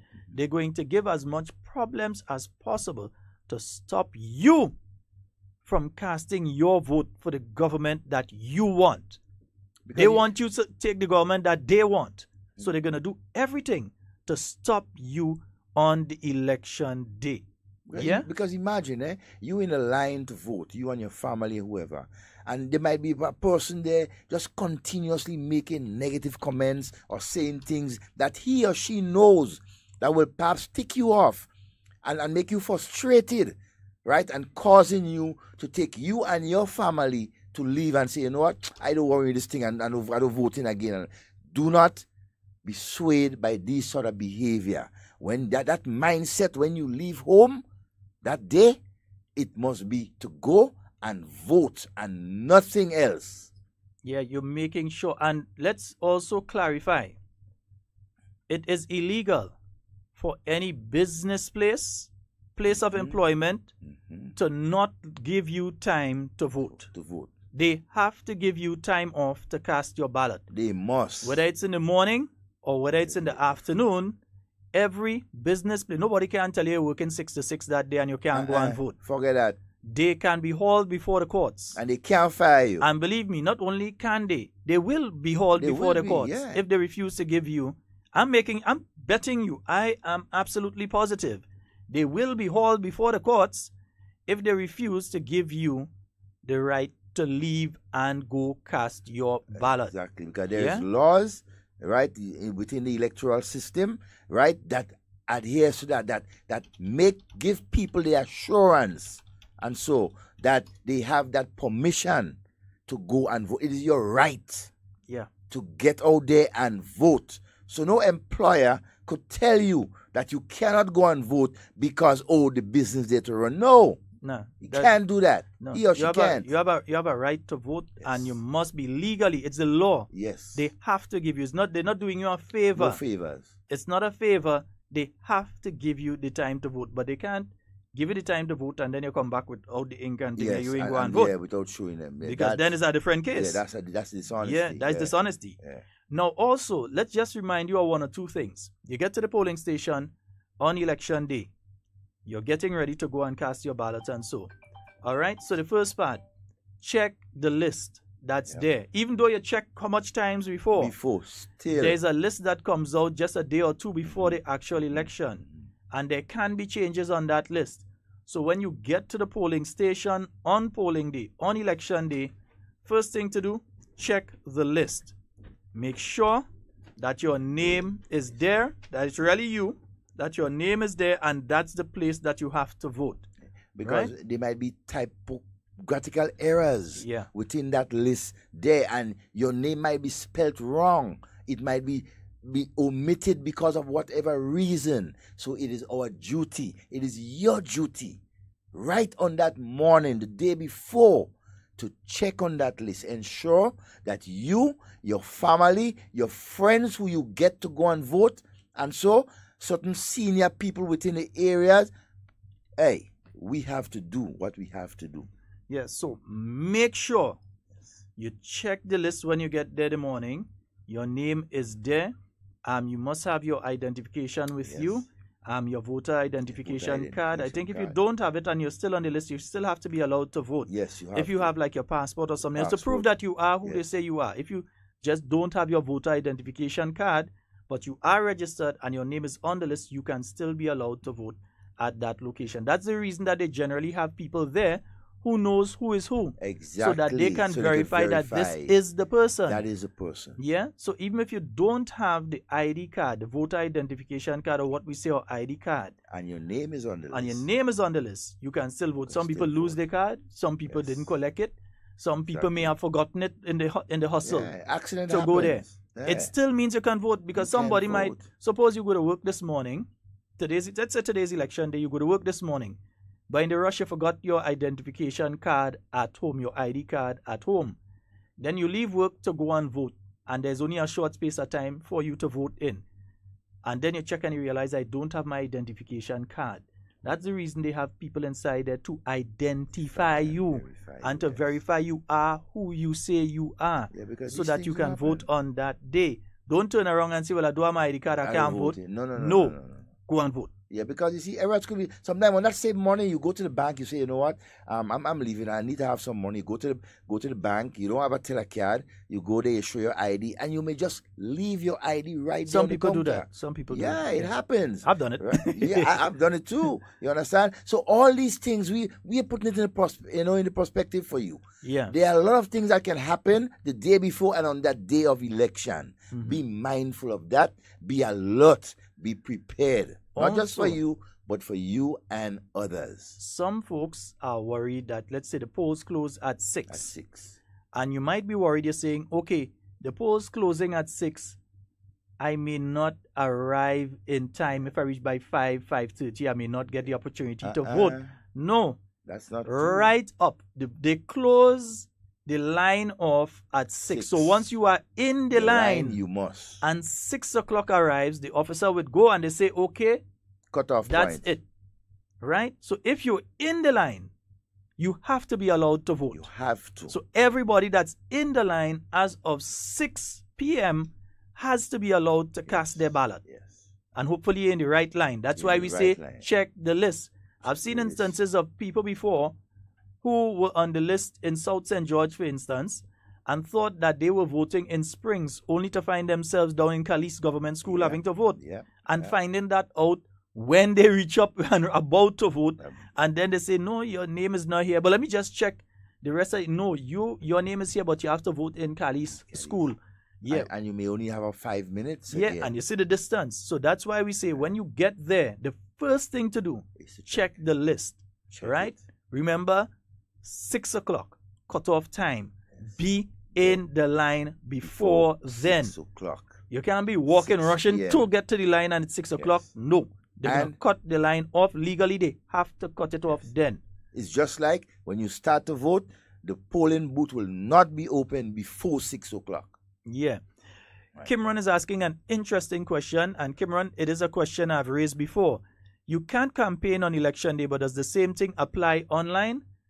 Actually, that is a gray area in the law as it is right now. I myself have raised it on several instances that people, because it happened even during the constitutional business recently, that people were campaigning on election day, but they were doing it online. Yeah? You cannot wear the party colors on election day. You cannot walk around with the posters, and so between 6 and 6, you cannot sell alcohol or consume alcohol, and so you can't have alcohol selling and that sort of thing. Within the area of nowhere on the island, I think. Nowhere on the island could you have alcohol. All bars are closed on. It's a dry day for Grenada. We want to make sure that you make the decision sober. Drink in Right? your home when you don't vote. Yes, Celebrate. so you could have your drinks there for after Celebration. 6. Yeah. Because by 12 we celebrating, eh? Yeah. And remember, that's the next thing too. Earlier you go and vote, the better. The better. We celebrate Earlier you go and vote, it is the better.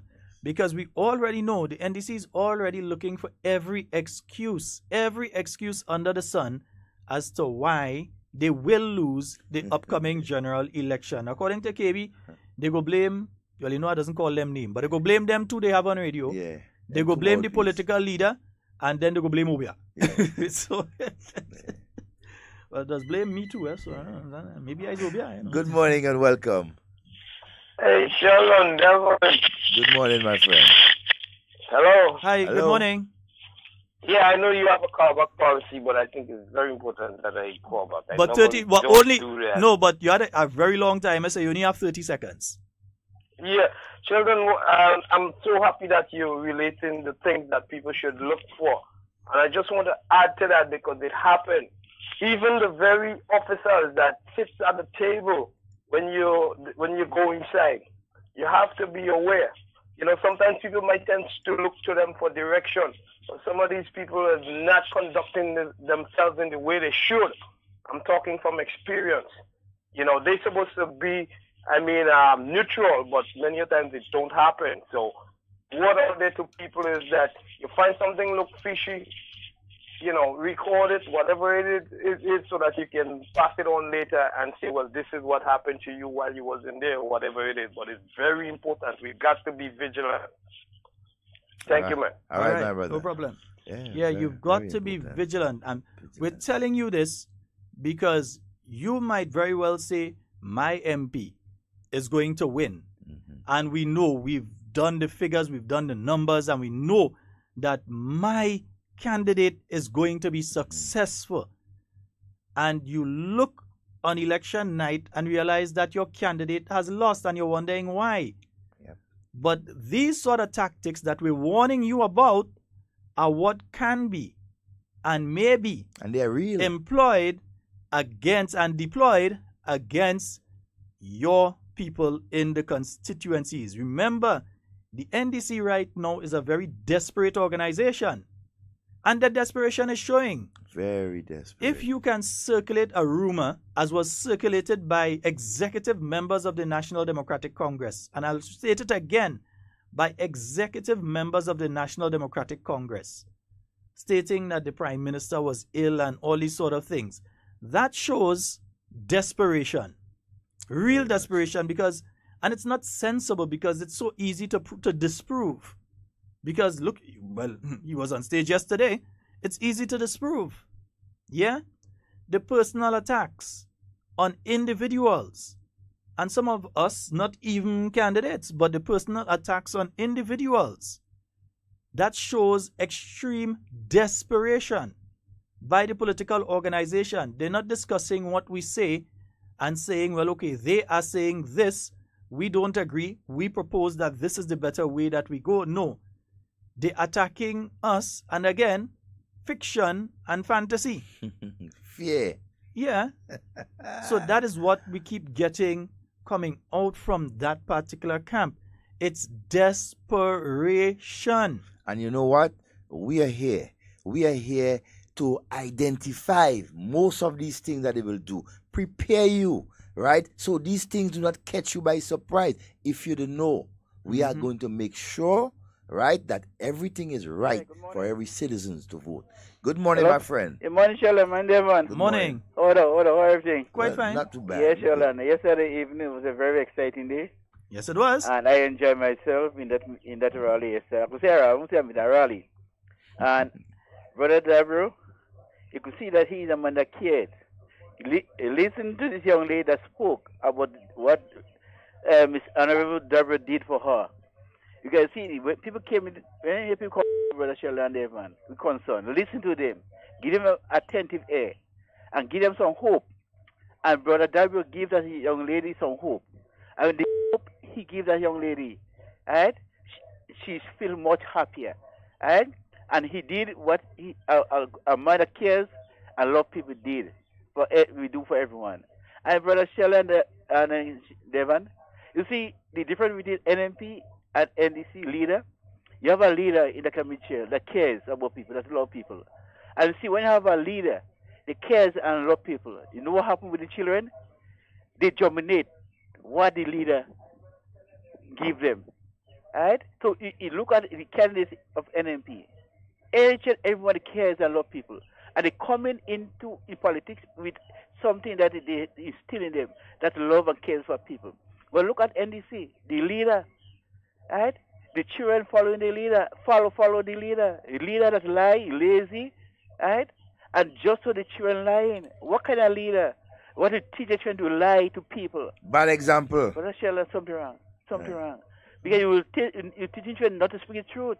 The word of God says the truth will set you free. But when you lie, they say, well, some days to come, the lie will catch up with you. Right? But so that's that NDC, they just lying, say all kind of things about people. Right? They condemning, but they have no solution. But NMP is a party that solve problem. NDC is a party that create problem. And Brother Sheldon, I want to say, I enjoyed myself yesterday. You and Devon have a wonderful day. God bless you. All right, my brother. Yeah, special good morning to all the sanitation engineers around our island. Especially fellas with the right truck. Especially the fella as well, and my partner up in St. John's up there. Hey, I know you're listening, my friend. Hey, and I'm saying that not as fun, but the sanitation engineers, right? These are the gentlemen and ladies who go around collecting our garbage and disposing it properly. And we must respect them. Right? We must give them encouragement, right? We must not look down at them as if they are nobody. They are playing one of the most important role within our country, ensuring that Grenada remain clean. And a clean nation is a healthy nation. Okay? So, hey, you guys and girls continue to do a very good job as you're accustomed doing. Skilly, good morning. Oh, the phone line is. I had the phone line engaged. I'm very sorry, callers. Let's take this call. Good morning and welcome. Yeah, morning, brothers. What's up? Hey, not quite too bad. Boy, I didn't see all yesterday, boy. Yeah, I know you didn't see us, man. You ain't come with us, B. I glimpsed Sheldon. You ain't come with us, B, man. Devon, you didn't see me? Devon, you didn't see me? Aye. You didn't see me, Devon? I glimpsed Sheldon. And me? Yes. Boy, the thing was so hard yesterday. Yeah, I see you. Yeah, we talk. The thing was so nice yesterday. He was so nice, eh? Yeah, oh my God. We just have to encourage people now to continue to register and follow the NMP because we have a message, we have a track record, and I don't think that the race. Well, really, I believe we are alone in the race. I didn't believe we have anybody else in the race. Yeah. It's one relay team that really day. The 100 meter in the stadium on the 27th? Yeah. That's Prime Minister exercising heavy, man. Yeah. Man fit as a fiddle. I tell you, see the man upper body and man fit, I tell you, Jared. Some of you low, don't hear clearly. No, but go right ahead. Go, yeah, we hear you. Yeah, you low. But anyway, my boy, I pick up something the other day. I know we are on the train of yesterday and the success of yesterday's meeting. And the thing about it is we could only build on that. Mm-hmm. You understand? About after 5, quarter to 6 yesterday, a man made me tell me when he leaves Saturday, there about 15 people sitting around the bus terminal there waiting for something to happen. I believe it's 15, man. Oh, gosh. Let me be realistic, man. I should have get a bit more than that, man. No, I say about quarter to 5. But later on, I guess they would have increased the numbers. Yeah, we don't want them come and say that we're lying on them. It was not impressive. Yeah, they increase their numbers a bit. It's coming up to election. We expect them to get a crowd. And we don't want people start to believe that nobody ain't going to show up in their activities. They have a base, the base go show up. Oh, yeah, the base will show up. No, the base not as strong as it used to be. But you expect the base to show up. You expect it. But you know, but you know, in saying that, in all seriousness, we never. Well, you know, we cannot underestimate them in terms of their base. They know. I know that NDC can pull out 10,000-15,000 people, right? And they will do that in election time. But it is not enough for them to govern, and it will never be enough. But remember the last time they bring out all, the 20,000, they had to base at 20,000, and last election they bring out the whole 20,000 and they get a seat. Well, I tell you about 15 now. The 20 gone. No, 15, I say about 12. I mean, he disappeared. What we can say for a fact is this, though, that while the NDC as a political organization has been suffering hemorrhaging of its base, the NNP has no such problem. That's correct. No such problem. Yeah. We have been able to increase no such problem. And consolidate. And I think, in all honesty, that it will be a bigger defeat, a more embarrassing defeat for the NDC in terms of numbers and the persons who are going to support them in terms of voting for them next election. And I maintain that, you know, and some people say, no, the thing. But remember, the factor of a lot of people voting last election was Tillman, right? And people vote for Tillman. And now that Tillman is not there, you cannot see, and a lot of us are not around, you cannot see the same, that they'll get the same amount of votes. Further, what I do understand is that there's a private meeting where they want to put back Tillman. Wow. Good luck for them on that one. Because I know my business. They can't win with him, man. So they want to move back Tillman. If by chance they win, Tillman will slowly go away and the man would assume officer's premise. What? Let's leave it. What? This thing is so funny. Sometimes I just have to laugh at it. But anyway, we just have to keep on the right track. We have to keep. I tell men already, my finger pregnant, you know. I ready to vote. Oh goodness, yes, man. So I can hear. I'm speaking about. I can hear you all crazy. So okay, we go leave it there. All right, brother. Mm-hmm. All right, my brother. Oh, that probably a problem with his phone today, man. Apparently. Clear the line. 440-7377 and the overseas number 347-329-3101. Okay, give us a call, folks. Remember this Thursday. Yeah, well, you think we was waiting until Sunday? No, this Thursday we are headed to St. Patrick's. Yeah, I wonder if I had to add something. And St. Patrick's West, St. Patrick's West, the Honorable Anthony Tonton Boson. Yeah, so St. Patrick West. Let me play that one. Let me play that one video. Wait, one, two, that. Nice.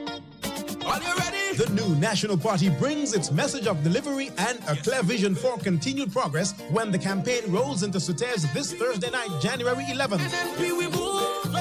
It's the launch of the incumbent candidacy of Anthony Boson in St. Patrick West. Call them. All are invited to the Anglican Schoolyard from 6 p.m. for Tony's special endorsement. For we say in 2018 in St. Patrick West, we're moving with Tony. The meeting features a special appearance by former MP Joseph Gilbert and statements from other leading community activists. Our next stop this Thursday, January 11th, 2018. The people say NNP, better for St. Patrick West, better for Grenada. Tell them we vote in NNP election day. Call day and call somebody. Ladies and gentlemen, the Grenadian rebirth is truly on its way. The delivery that we promise steadily continues and will be expanded. We know how we are, but we don't know how we go get. Let we continue the progress. I'm telling you flat. And we have a caller online. Good morning. Good morning. Hello? Hello, yes, good morning. Hello? Yes, caller, you're live. Go right ahead. Morning, this is Hard Talk? Yes, you're on Hard Talk. You're live right now. Yeah, could I speak to you after the program, please? Yes, you'll have to call back. No problem. Hello? Yes, you'll have to call back. The same number, right? Yes. Okay, thank you. All right. There seemed to be a problem with persons hearing us. So since that is the second person that seems to be having that problem, it's most likely a problem on our end. Something. So you know what? Let me give them some hits and things. I find we cannot play stingy with the thing, you know. You playing stingy with the thing? Yeah. Somebody called me and tell me, boy, I'm doing all playing stingy with the thing. Let go the thing, now, man. They calling for it. Let it go. It's truly on its way. The delivery that we promise steadily continues. We're still taking your calls. 440-7377. Give us a call. Let's try again. Good morning. Good morning. Yes, good morning. Hey, quite fine. How are you? All right, go right ahead. I enjoyed that thing last night. All right. You was up there or you watch on TV? Hey, I wasn't there now. Okay. Yeah, I take it live on radio. Okay, nice. In my bedroom. Enjoying everything. That's good. A lot of things, but at the end of the day, I heard the old talk about the Prime Minister, this and that. From the time I hear that, just cross it aside and be ignorant to that. Yeah, you just ignore that, man. Yeah, leave it where you did. You don't want nothing. So at the end of the day, everything will be all right. Okay, my brother. All All right, right. thank you for your call. Okay. All right. You know what? I remember they had this situation where Sir Eric Matthew Gary, where some individuals bought a ticket just before a general election to give the impression that Gary was trying to run away. Since them time, these guys practicing that. I mean, I was part of the organization. No, but decisions like that. It just shows when people are desperate. What would they do? Yeah. I mean, Good morning and welcome. Hello, Taro. Yay, what's up, my brother? Happy New Year to you. Happy New Year to you and the wife. And yours. Yes. Hey, bro. How things, boy? Why we did? We well, hold I it. jamming. Yes. I'm listening. Well, no, you have to, and not only that, in the next couple of days, the troops will be rolling out to do what needs to be done. Yeah, man. And we starting in the tongue of St. George. I know. Right? Yep. All right, my brother. One love. You take care, man. I Tell will. Brenda, say hello, man. Yes, I'll do that. All right. One love. Yeah, Right, we keep moving, man. And the thing is this, folks, remember, so you have the following endorsements coming up. You have the endorsement on Thursday. St. Patrick's We have West. that one. It's going to be in St. Patrick West. That's going to be a massive one once again. And then on Sunday, we move to the Woburn playing field. Honorable Nicholas Steele. Steele. And then after that, we're going to St. St. Mark's. I think that's a Thursday. St. Mark's. Then this Sunday, after that, we're going St. David's. And then. Right? And then, all right. The trio. But you know something? Passing last night, early this morning, I saw the lights on in the Parliament building, and it's a beautiful sight. For real? Yeah, it's a beautiful, beautiful, beautiful sight. Yeah, it's too bad certain people wouldn't be sitting down there. Turn your lights down low. We have a caller. Yeah, Mr. Scott, good morning. Devon, good morning. Good morning, my brother. Morning. Yes, I want the people from the organizers for the St. George Northeast area. You could organize some jerseys, man, for the rally in Usaju. Because what I realized, man, when we go to we're not recognizing, man. Okay. All over the constituency, like the St. George's and St. Andrew and so on. You've seen them with the They jerseys. identify, yes. Yeah. Right, So, good. What I'm going to tell you is he coming. He coming. Be guaranteed that it coming. He coming. Yeah, but Sooner than you think. All right, then. Sooner than you think. And the man listening right now, he listening, so you know. All right, my All brother. right, my brother. All right, Devon, good. Good, take Okay. care. Yeah, Somebody- Spice Man, morning. Somebody tell Toby for me. He had to drop off something here for me. Right, nice. For we, Yeah. I grew up in the Northeast, boss, and the whole thing, and I'll come down there and vote, All right. Toby. All right, nice. Yes. Good morning to the Honorable Tobias Clement. Yes. Nice. Right. And good morning to Curtis. Yes, Curtis, normally known as Coolie. I know Sheldon don't like that too. I hate to use that term. I hate to use that term. Good morning. Good morning to you, Vanessa. Mrs. Hood, good morning to you. I hope you're having a fabulous morning this morning, you and the husband, yeah? Nice. 440-7377, that's the number to get on the inside. 347. Good morning and welcome. Good morning, Mr. Romain, and good morning to Senator. Good morning. Good morning, my dear. And how are you? Oh, we fine. And I'm good. Okay, I just called to say that I was very, very, very happy last night when I attended that meeting. Wow. And what really happened, what really made me feel so good, it's a long time I haven't been to one of these meetings because I'm not here most of the time. But I came, and you know what?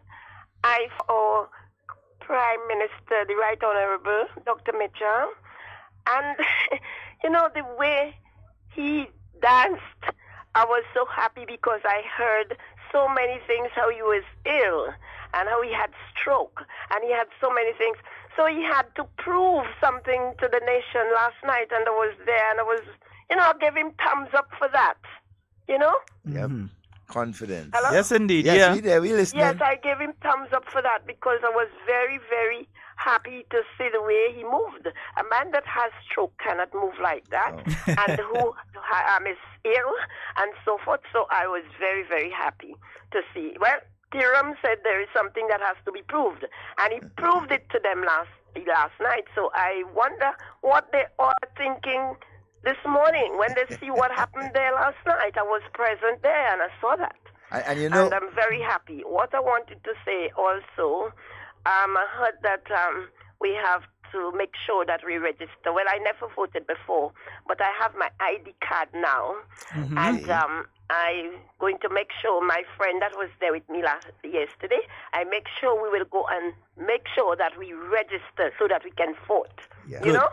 Yes. Beautiful. Hello? Yes, beautiful. Yes, we're listening to you. Yes, okay. Yes, so I'm going to do that. And I know that everything will be okay because I experienced something last night. I saw the crowd that was there. Everybody was so happy. The Right Honorable Prime Minister, my boy, I call him my boy. He was so happy and everybody was so happy. So keep it up and you all keep up that good work that you all are doing because I know many of them will be surprised to see the crowd and everything that went on there last night. Okay? All right. Okay, all right. Yes, Thank you so very much. Senator, could I call you after you finish at 12? Call me a little after that because someone else has to call me at 12. Because I tried twice and I couldn't get through. Okay, so call me a little after because somebody Is else it is the calling same me. number? Yes. Same number. Okay, I'll try again. Just okay? once you hear the because program I is really done. want to speak to you about something. Okay, no It's problem. important. All okay right. then. All right. Okay. Take Have care. a good day and God bless you all for the good work. All right. Eh? No problem. Thank you. Bye-bye. Thank you. All right. Yes, a very interesting thing the caller I know highlighted.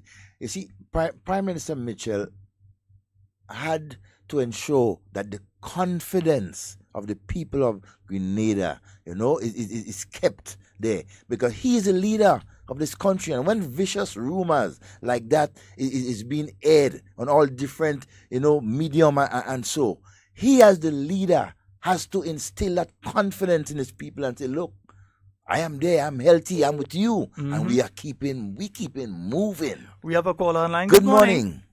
Hello, good morning, Senator Scott. Hi, morning. And Happy New Year to you. Honorable Clement. I'm tuned in.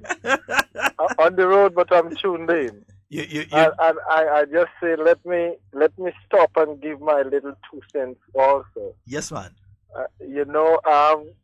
Well, the year is here and the time is upon us, but it's something that concerns me a lot, in that now we're hearing only about propaganda and fake news and false stories. Mm-hmm. But then we have to talk about what direction our country is going and what direction are we in right now.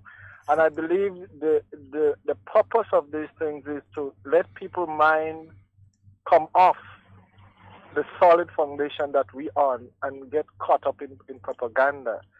But what is serious about it, Senator Scott, is that how could you stoop so low? I mean, sickness is not something that you would ever want to call on your worst enemy. Mm-hmm. And when this happens, one has to be left in awe as to what is the motive of these people. I mean, how desperate can desperation become? And if that is the level of desperation that we are seeing now, I mean, you don't talk about the health of people, whether it is good or whether it is bad. And what about your health? I mean, if I may hasten to say, the time is coming in Grenada when some of them high blood pressure will up to their nose hole and they can't do anything about it. And when diabetes is killing some of them and they're not talking about it. But I dare to talk about these things about anybody. But if they want to play that kind of game, then we say bring it on. Because then people will know what is for real and what is not for real and what some people can take and what some people cannot take. you know, our grandparents always used to say, egg don't have no right in Rockstone dance. Mm-hmm.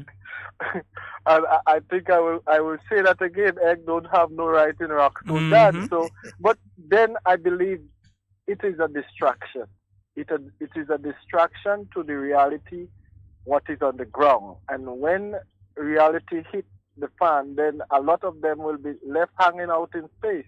And that is the intention. So again, I will call on all our people before they get caught up in this to get the facts straight. And this is not the first time we have been through that. So our country knows. I mean, you use the same strategy over and over and over with the same result, and you're expecting something different. Now that is more than desperation.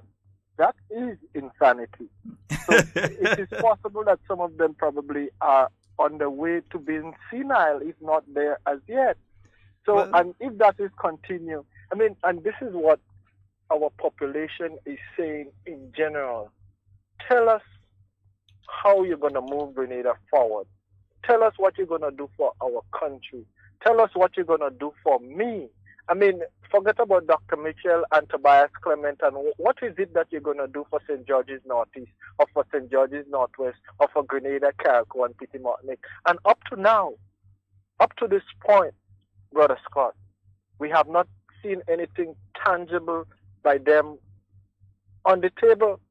As a matter of fact, I believe, and I am feeling, that they are in a worse position than they were in 2013.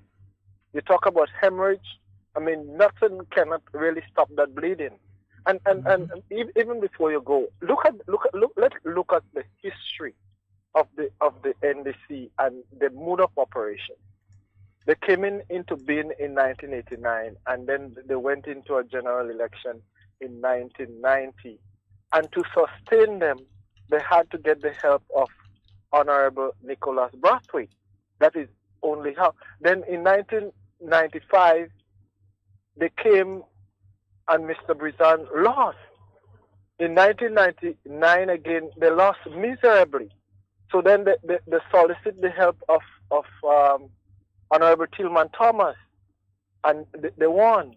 But this time they don't have nobody to solicit the help of after 2013. So what we are seeing now, those that are the helm of that party, the Grenadian people in general do not trust them. They have a track record. They're trying to run away from it. And the truth will be told. It is just like the Chinese says, you know. The Grenadian people will know. Mm-hmm. And the Grenadian people will do what they have to do. And the Chinese says, 3 things that cannot be hidden for long. The sun, the moon, and the truth. And definitely the truth will set us free. But very shortly, Senator Scott, yes, our Grenadian people will be free and free indeed. Senator Scott and your host, I want to wish you all the very best for 2018. And again, all my people of St. George's Northeast and Grenada, Carriacou, and Petit Martinique, all the best. And let's come out and do the right thing by our country. Guys. All right. Thank you very much. Take care. And have a wonderful You're welcome. Thank you. Enjoy much. the day. Good. Okay, you too. Bye-bye. Yes, indeed. That's the Honorable Tobias Clement, the soon-to-be returned Member of Parliament for St. George Northeast. And he knows that he has family in Carriacou. Oh, yeah. He knows he has family in Petit Martinique. You sure on that? That is a man that will retire the leader of the next party. Yeah. I don't say one. You beat him as deputy, now you go beat him as leader. Yeah, I ain't go call his name too. I ain't go call his name today. I take a sabbatical from his name today. You know, but you get a serious curtail from the Honorable Tobias Clement. From from way down to Mardi Gras, in my view, to the south, to Vandom to the north. He losing everything. Boca, Willis, New Hampshire, Lamode. Man, you know what? The writing on the wall. Licks for so. Licks. Hey, let me just point out something though. There is that rumor that is constantly being circulated by the NDC that the NNP government has borrowed $100 million and it's for the election campaign. Utter, unequivocal rubbish. Nonsense. What has been passed is the budgetary loan allocation. That is a bill that has been passed. So in case, for instance, there is a natural disaster in Grenada, that the Minister of Finance would then be able to borrow monies to help assist with disaster management and fixing whatever needs to be fixed in Grenada. It is not a blank check that says that you already have that money. It does not mean that that money has already been secured. It gives the minister the ability to borrow if there is a need to borrow. And to negotiate to borrow to he doesn't make it, he have to go and negotiate to get that loan. And furthermore, that was passed last month. Before any kind of money out of that finds itself in Grenada, wouldn't be any time before July, August heading down there.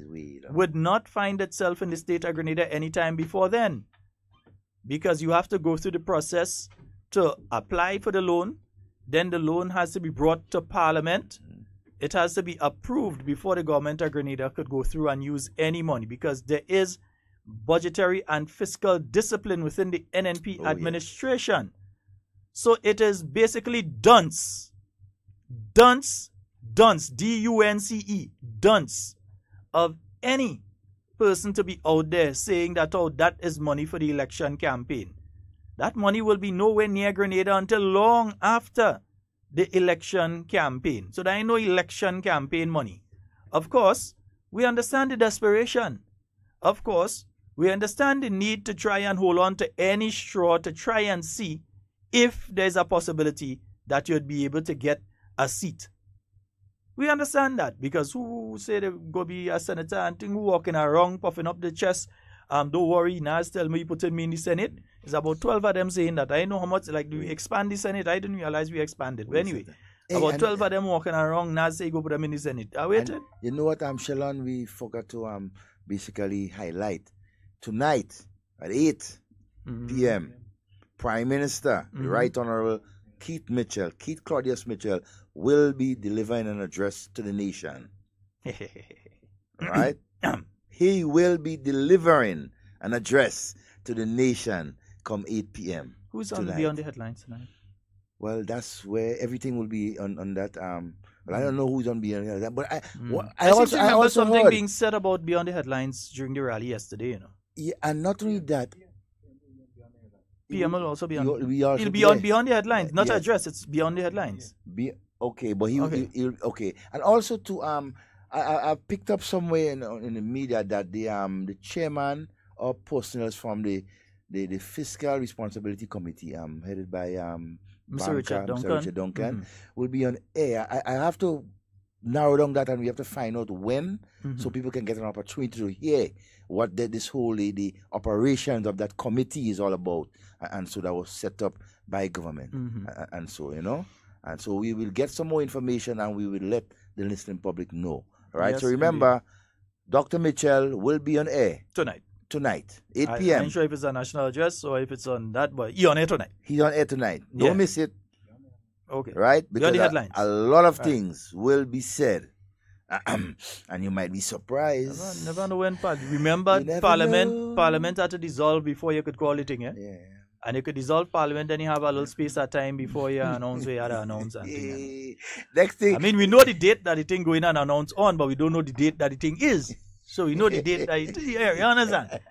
And NNP ain't started rallies yet, because if we go to, when we go to go out for a rally, we go in the playing field. Yeah. We ain't going in the road. We're going in the playing field. This was an endorsement. Yeah. We know some people getting frightened. Don't watch crowd. Don't watch crowd. Yeah, don't watch crowd. If it was crowd for them, you'd hear them. Yes, see people up there, boy. Was a washer people. What kind of nonsense. Anyhow. And even if it was corrected, something that they keep saying, even if it was corrected, an error by the Prime Minister, right, in his budget presentation, right, about Grenada building a new runway. They still continue using that as a propaganda. Right? You know, It is not. Tomorrow we go play the proper thing. So Yes, people we will could play hear. the proper thing so people can understand. Yeah, we gonna play the thing. You know, instead of them pushing this garbage and trying to get support and to create chaos within Grenada. What's wrong with you all? One thing MP Clement did say that continuing to do those sort of campaigning is not just like wickedness and that sort of thing. No, it shows mental instability. Yeah, and that's why Alzheimer's and all kind of things. That's why. Selwyn, who you walking for? Selwyn, who you walking for? Grenadians win again. More Grenadians going insane. Long game much too small. We go to a bigger hospital. Defending we win again. They admitted they're going crazy. Going insane. Long game much too small. We go need a bigger hospital. Yeah, they admitted yes, they're going man. crazy. They're going crazy. So when we win again, not if, when we win again, boy, I don't know where the money will come from, but yeah, but we know what it does. Yeah. Call the thing, doc. Oh, Call Lord. the debt. Repeat it after me. Call the debt. Call the election. Call the election. We ready for you. Let me play it again there. Call the thing, doc. Call the debt. Repeat it after me. Call the debt. Call the election. Call the election. We ready for you. Doc say, he give him a time, give him a chances. Is he date and he will call it when he want. Yeah. Don't force him to call no date And and he telling all when he calling the date. Yeah. He taking the time with confidence. Yeah, because we know, call the date. Do you mind? Yeah, call the date. Call the date. I hope all going to start it. I hope all back strong. So remember, folks, this Thursday, we're heading to St. Patrick's. It's going to be endorsement of the Honorable Anthony Boson. And we're going into St. Patrick, so you know the hitman will be there. Yes. Yeah, we know the hitman will be Sunday. We're heading to where? To Montrouge playing field. It's Montrouge playing field. Okay, so we're not going to Woburn playing field. We're going to Montrouge playing field on Sunday. Right there. Yeah, right next to the park, they say we sell. Yeah, right in the park. We should be good in the park too. I understand. But it's all right. No, maybe we can't go. Maybe it's so. Yeah, that's what they say. Yeah, maybe we can't go. It's absolute nonsense. Fantasy and fiction. And the thing is, even worse than that, they know what they're saying is untrue. So they're telling you, don't listen to anybody else. Only listen to me. Don't listen to nobody else. You understand? That's the way that they try to educate you. So we've told you about the electoral process today and what you can expect. This week is going to be a really packed week for us. Expect us to have a really jam-packed week this week. We'll attempt to get the Honorable Anthony Boson on, if not on Wednesday, on Thursday, because his endorsement is taking place on Thursday. A Friday, we will reserve for the Honorable Nicholas Steele. So we'll reserve Friday for him. Tomorrow, we should be having the post-cabinet press briefing, but I think if Prime Minister is appearing tonight, I am not sure that we will have the post-cabinet press briefing tomorrow, but we may, so I will keep that open just in case. You may hear that there's no post-cabinet press briefing tomorrow, but there may not be. So you see, it's a packed week.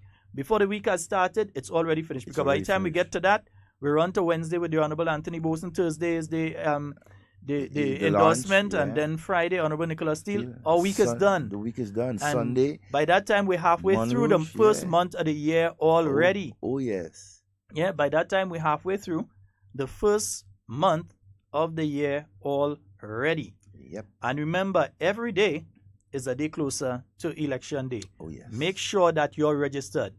As we're speaking, a few moments pass where you had to make sure that you are registered and that you get everyone else registered and prepared. Yeah? Ready to go. Okay. Because we moving. So right now, on your marks. Get set. All right. We moving. That's all the time we have for Hard Talk today. My name is Sheldon Scott. I'm Devon Romain. Everything you say and do it safe and secure. I want to be speaking to and with you. And not about you. We're heading out with Specky Man. Yes. It's not really complicated.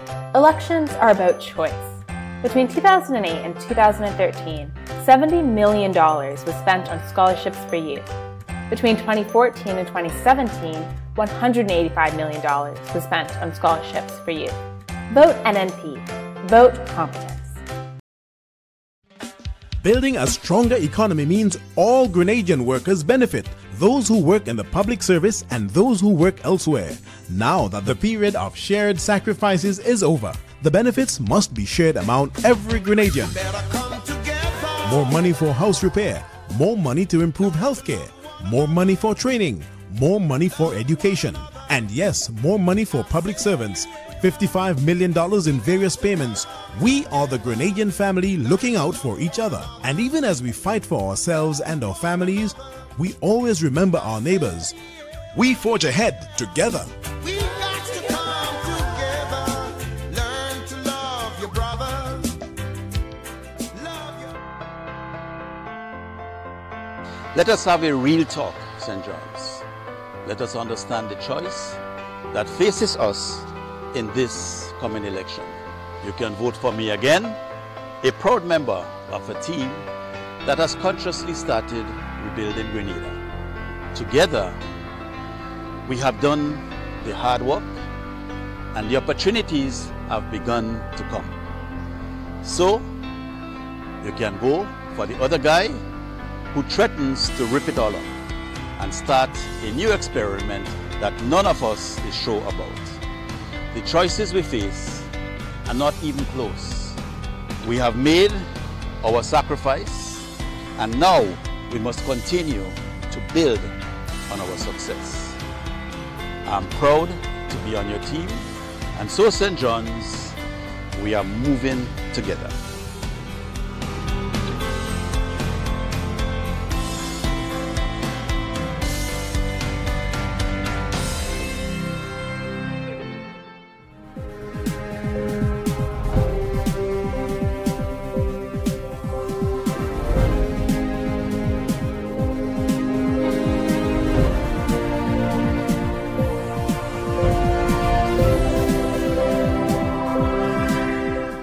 Ministry of Finance says money to be borrowed from various legitimate creditors by government is a legal requirement. Details to this story and more in the National Report.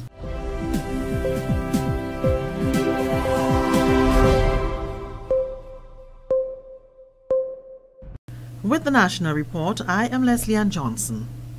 The Ministry of Finance says the amount of $100 million specified in the 2018 Budget Loan Authorization Act is a ceiling by which the government can operate, which means that the total of all the borrowings from various legitimate creditors that may be undertaken throughout the fiscal year 2018 can tally to less than the amount specified in the Act. Section 56(1) of the Public Finance Management Act authorizes the Minister of Finance to borrow on behalf of the government in any form and from any legitimate source, whether domestic or external, an amount not exceeding $100 million to finance capital programs and projects to advance the socio-economic development of the country. The ministry says this is a legal requirement that must accompany and has accompanied every annual national budget under all governments should there be a need to borrow at any time during the year. All agreements signed in accordance with the Loan Authorization Act will be tabled in Parliament as soon as practicable. As such, any borrowing undertaken under the authority of the Act must be tabled before Parliament. As Grenada works to ensure a national land policy is in place before the end of this year, the Ministry of Agriculture, partnering with contractors, will be visiting privately held properties to establish benchmarks for future land surveying purposes. Grenada has received support under 2 projects to develop a comprehensive policy and legal framework for sustainable land management. One of the projects, funded by the Australian government, seeks to improve land policies and land management in OECS member states. More in this Jerry Malcolm report. Grenada will soon have a land policy in place and supporting legislation that determines how land is used. Coming out of a series of consultations held in December 2017, with a wide cross-section of the population, was the consensus that land should be treated as a resource, and policies put in place guaranteeing access to land by all, particularly the youth, and especially as it relates to housing. It will be an overarching policy that describes how the state should utilize land, right? How we should manage it, and the focus is on ensuring that it's available for present and future generations. So, for example, if you purchase land, that contains mangrove, right? The land belongs to you, but the mangrove itself is a public good. Why? Because it has protection, it has benefits for fisheries, etc., etc. So you don't have a right to do what you want to do with the resource itself. The issues of determining title to land and accurate boundaries were also addressed. A new system of surveying land is being adopted called the CAUS system. The continuous operating system, the CAUS network, is what will be, the satellites will be giving that information for Grenada continuously, so that whenever they go to the field, they can lock onto a satellite and be able to produce those plans. And that plan, those plans now would make it much more easier to, as you say, to do the cadastral, so we could know where every plot of land is, and where there is gaps, and then we'll be able to improve on the title and all of that. So we could know lands which doesn't have owners on it or don't have title. The process to precisely map all lands in Grenada, Carriacou and Petite Martinique began in November of 2017 and will end in February 2018. The process will involve visits to some private properties, and the Ministry of Agriculture is seeking the public's cooperation. We sent letters to all the areas where we think that the contractors will be able to access private property. But I do use this opportunity to call upon the general public to inform them that this is happening. And if contractors who will come with letters and also with officers from our ministry to identify themselves, that they will be given cooperation to access the property, to establish the benchmarks, because this will really help all of us in Grenada to ensure that we don't have the many challenges we now face with boundary disputes of lands. Young men in St. Andrew are being given a third shot at life. In St. Andrew Southeast, the focus for 2018 will be given marginalized young men third chances. Parliamentary representative and former youth minister, the Honorable Emmeline Pear, said the government cannot afford to give up on the nation's youth. Youth employment, training and support continue to be high on its agenda for 2018, and the program includes personal development training. We can't afford to give up on any young person. We can't afford to cause any young person to feel that they cannot make it. And that is why this project, Mr. Speaker, I'm so excited and passionate about it, because it's really about giving as many chances as possible to persons who are determined to make it. According to Minister Pierre, the Third Chances program shares life-changing messages and experiences with the participants to guide them in their decision-making. I looked at their eyes, Mr. Speaker, when the young man who said, I was just a young man who just left school, and my uncle convinced me to meet him X place and to stick him up, spray him with mace, and take the bag of money that I was going to deposit for X business place and run. And I was held by the police. My uncle said he knows nothing about that. And I was charged $15,000 by the court for causing harm. Now, Mr. Speaker, I looked at them, their eyes were glued. And after those sessions, Mr. Speaker, when you listen to them, it causes you to be convinced that a third chance must be given. And even if you have to give a fourth chance, that you should. Mr. Speaker, there is a lot of hope for young people. Commitment was given to strengthen youth programs, including the new Imani program, work with private sector to encourage the employment of more young people, and to continue the small business initiative. This is the National Report. More news after the break. Data reveals that rats and other rodents are responsible for the transmission of many diseases. In Grenada, the most common is leptospirosis, and it can cause your death. This disease is directly related to rats and mice infestation. Signs and symptoms of lepto, as it is commonly referred to, are high fever, headache, chills, muscle aches, vomiting, jaundice, and abdominal pain. If your home had or is infected with rats and you have any of these symptoms, please check with your doctor immediately. Declare war on rats. Starve them. Kill them. Rats are the most unwelcomed guests. Reduce, control, eliminate them. This is a message from the Ridge to Reef Project. protecting biodiversity and ecosystem functions. The Grenada Union of Teachers Cooperative Credit Union members can now conduct transactions with ease as 3 Connex ATMs are now strategically placed around the island. Connex is a collaboration of indigenous institutions, Grenada Cooperative Bank Limited, Ariza Credit Union, Communal Cooperative Credit Union, and the Caribbean Credit Card Corporation. On Thursday and Friday, the state-of-the-art ATM dispensers were launched at Victoria St. Mark, the GCNA Complex, Kirani James Boulevard, and at the Grenville Street branch.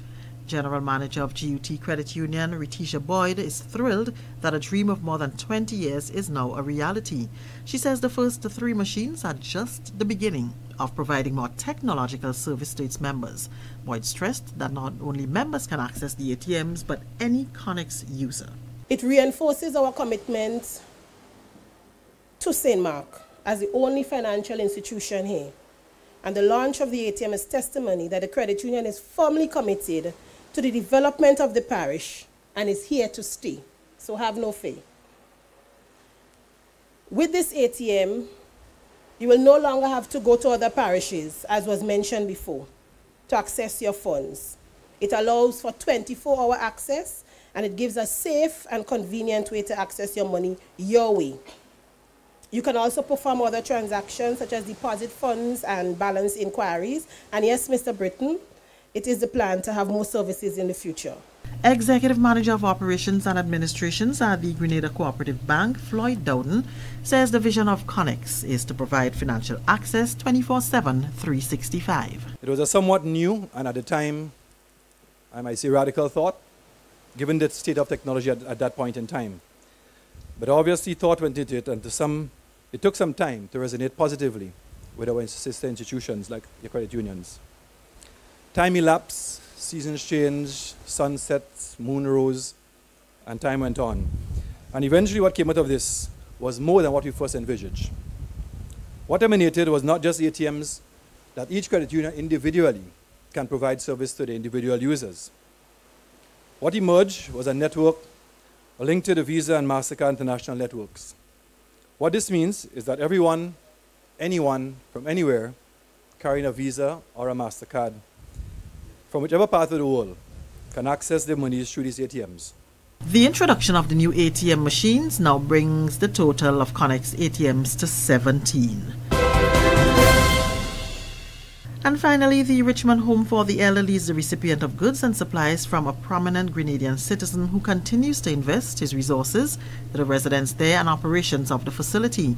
Roy Coutain has been undertaking this gesture for the past 10 years. He says he feels obligated to the caring and well-being of the residents. Well, this is something I've been doing for the past 10 years, delivering this stuff for the Richmond Home people, which is things that they need and things they always will use plenty of. And it's something I continue to do so long I'm alive and God give me the will. I will do that to make sure that these people in the home are happy and comfortable. And to me, I adopt these people. Whenever I call about it and speak to the sister, I always ask, how is my people doing? Health Services Administrator Kester Cyrus says the items will assist in their operations. So we just want to express our gratitude, our thanks to Mr. Obama, as he said, for this contribution. In fact, he has been doing that for a number of years. And we are so happy for those contributions because we know we can utilize it here and the patients will be very happy for those. So once again, we are so happy and we want to express our gratitude for this. And that's the National Report. I am Leslie Ann Johnson.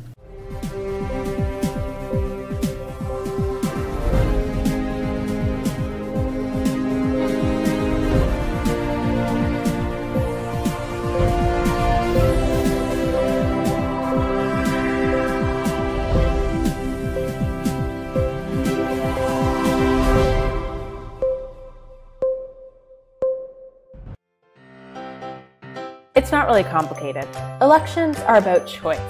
Between 2008 and 2013, $70 million was spent on scholarships for youth.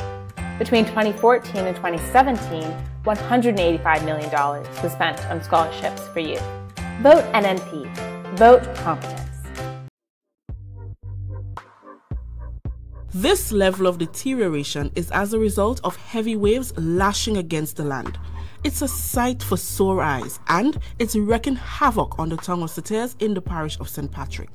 A huge loss of the beachfront, loss of property that has been beaten by the seawater day after day, and a huge loss to residents as the beach they once knew is no more.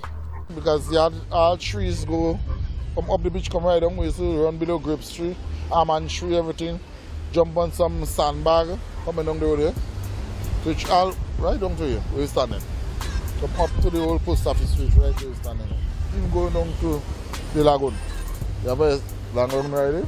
And after down to the spinner down there, you had some sandbag down there again. But as time goes on, and little erosion take place, you start to eat the land. And from Lake Boy, coming along here, you had plenty sand from the stone, come right down. Sand, you used to have a boat up there. But then every year, like the sea coming in and in, because of the mining of the sand along the road. The problem is that all of this seafront here is being eroded because of the rising sea levels and the sand that's disappearing, and so the whole of the beachfront here is being eroded, as you can see. This should also. I recall as a little boy, we used to be walking along the sea coast. Now you can't walk because of this severity of the erosion that is taking place. So that is something we have to address first and then the development potential. But all is not lost. Help is on the way. The Keith Mitchell-led administration commenced yet another project under its Disaster Vulnerability Reduction Program to deal specifically with the problem. It is called the St. Patrick Breakwater Project. This project started in July 2016 at a cost of $4.6 million. It will see the construction of a 1,500 feet breakwater structure from the shore out to the sea and towards the old jetty. So what does the project hope to achieve? According to officials, it will create a system that will calm the water heading into shore, which will lessen damages done to the sand and buildings on the seafront. The effect of climate change on the planet in general, and on small island development states in particular, can no longer be challenged. We're going to be building a stone core that's going to be 1,500 feet long. It's 50 feet wide at the bottom, 25 feet wide at the top. We're going to head straight out to the corner of Leapers Hill, go straight out another 200 feet to the end of the whole island, and then we're going to turn left and we're going to head down towards the jetty. We'll see where we get to. All right? Parliamentary Representative for St. Patrick West, Honorable Anthony Boson, highlighted some of the benefits of the project. Of the breakwater, so we can protect against coastal erosion which is taking place. Right? That is our immediate concern. And at the same time, provide a calmer environment for the fishermen so they can bring in the boats and take on the boats. Beyond that, we have to look at the economic potential that this project provides. And we all believe that this could be the site of the yacht marina, right? Because we have discussed that with the yachting fraternity, and they fully support the idea of having the marina in Satyrs because it is the halfway point between, let's say, Point Solin and the Lower Grenadines. So yachtsmen living in St. George's could overnight here, and in the morning take off for what they really come here to do, to enjoy the Grenadines. With almost a year on the calendar for contractor Don Decall to get the job done, investors, yacht owners and fishermen are already anticipating its use and counting the many benefits it can bring to the parish and by extension Grenada. It's very important for us here. Explain why you think so. Because they will, once they finish the project, they will come down the sea here, plenty sand will come back, and we'll have enough place to have a boat as well.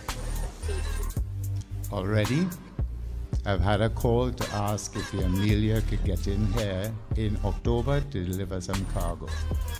I've been asked by a brave young man if during the new cruise ship season, if he would be able to come up with a boat to bring up tourists. Well, I think that the whole area will benefit by an increase in the number of visitors. I mean, I hope that eventually the Carriacou ferry would call in here on its way down to St George's, save us this hour-long drive down to St George's to get the ferry to come back up just past where we set out from. So I hope that the ferry will call in eventually, and then I hope we will have here we will have anchorages for yachts that will call in on their way up to Carriacou and on their way back down. And I think that I think the breakwater will be the start of, I hope, a lot of development here.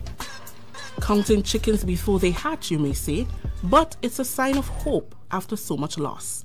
Residents speak of how heart-wrenching it was watching the area disappear so rapidly before their eyes. Many walls falling down, buildings are cracking, and we cannot afford for that to be happening. The reason a sheet apply, if a truck passing in the road, the whole place shaking. Yeah.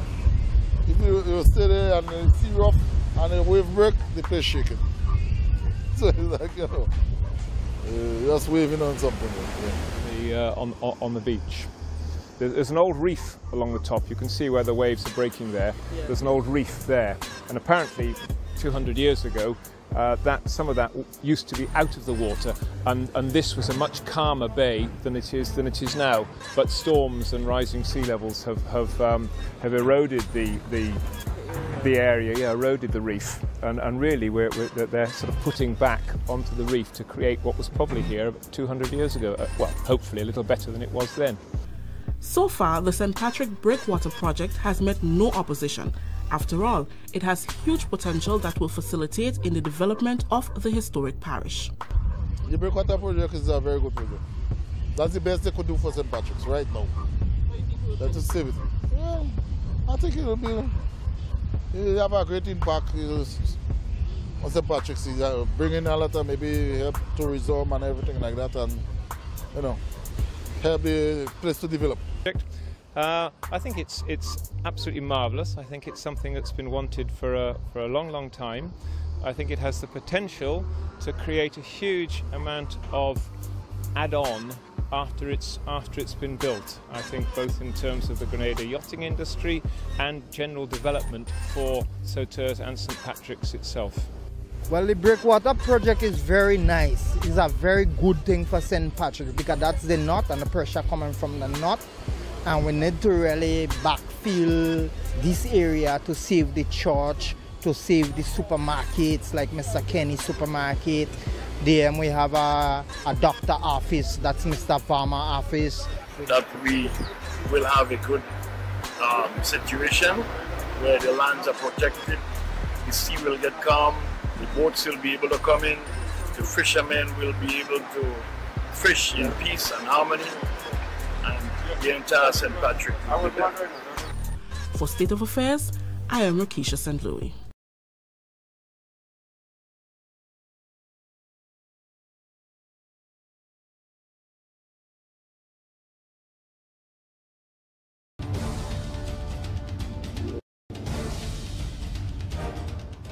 In just a few short months after the start of work on the St. Patrick Breakwater project, residents and business operators along the coast of the town of Sauterres is already applauding the amazing results of the initiative. Rakisha St. Louis visited the site again and filed a progress report.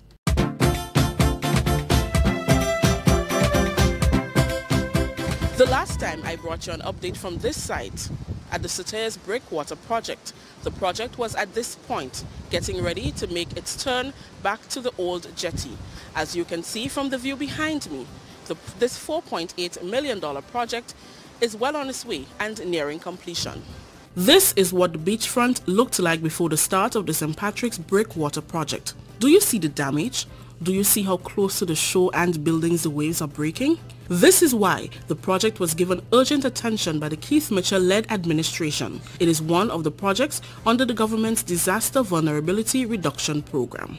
The SOA team paid a visit to the site just before Christmas and spoke to some of the residents about the project's progress.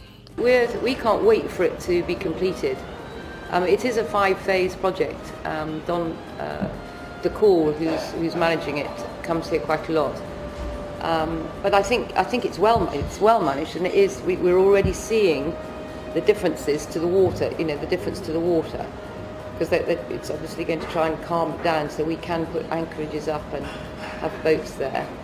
Growing up as a little boy, I knew we had a lot of sand. People used to always come on the beach and bathe. They can't even sit anywhere on the beach now.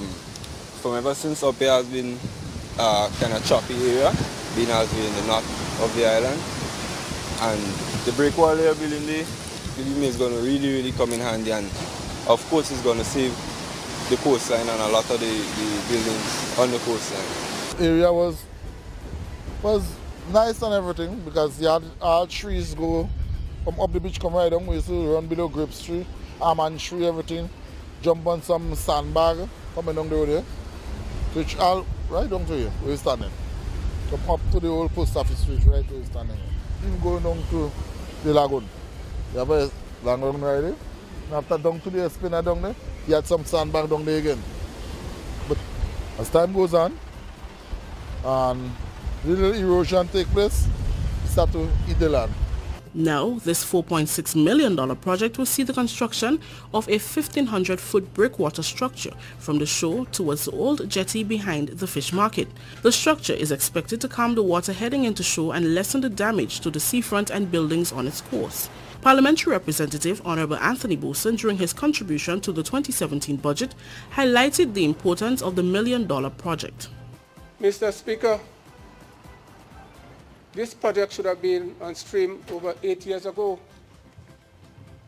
because the Exim Bank of China agreed to provide the financing for the breakwater and for the development of a marina project. And that is why I'm talking about continuity, Mr. Speaker, because when the then administration took over in 2008, they abandoned that project on the principle that it is too big for St. Patrick, Mr. Speaker. See where continuity comes into play? As a result of not doing that project, the lower part of Sauterne suffered serious erosion, threatening the existence of buildings, roads, Mr. Speaker. I want to commend our Prime Minister and Minister of Finance, notwithstanding the difficult financial situation. He went to Sauterne and he saw what was happening, and he said we have to do something about the project, Mr. Speaker. And now that project is on stream. Now, into its 5th month, the contractor, Don Decall, and his team took a break for the Christmas holiday. But that did not prevent Prime Minister Dr. The Right Honourable Keith Mitchell from paying a visit to the site on December 28th. Dr. Mitchell expressed pride and joy at the progress of the project, which started out on a rocky path, pun intended. We didn't have the amount of money immediately, and he agreed that he would be able to do it based on monthly allocations. And therefore we made the allocations, and he had to, of course, put out initially some resources. And therefore it's working well. I think we're meeting the basic responsibility that we agreed to. So I think we're on target. I'm so proud of this, and I believe Sauterne would feel extremely proud when this is all over, and the opportunities that it will create for further development in St. Patrick's, maybe a marina or other aspects of development. The St. Patrick's Breakwater project is already a hot topic for many investors, yacht owners and fishermen, as they anticipate its use and its many benefits for the parish and, by extension, Grenada. At the moment, Grenada is very much a one centre, which is the south, more or less the southwest corner, and all the tourism, the airport, all happens down south. It all happens down there, and the rest, and certainly the north of the island, is a little bit of a backwater. Whereas I think if we can get this breakwater built to start with, it's built properly, I'm absolutely sure a marina will follow in time, and that will open up the north of the island. From the yachting industry point of view, it is too far really to sail in one hit from St. George's to Carriacou, which is the next safe anchorage. If there's a nice safe anchorage berth here in Sauterne, then I think a lot of boats will make this the first stop on their way up. It coming down up here, it would bring a lot more boats to come and dock on the area, because me myself, I own a boat, right? I bring fish to the Sauterne fish market, and my boat, I have to keep my boat down at the other end of the beach, and right now it's just as rough as up here, so I can't go and fish.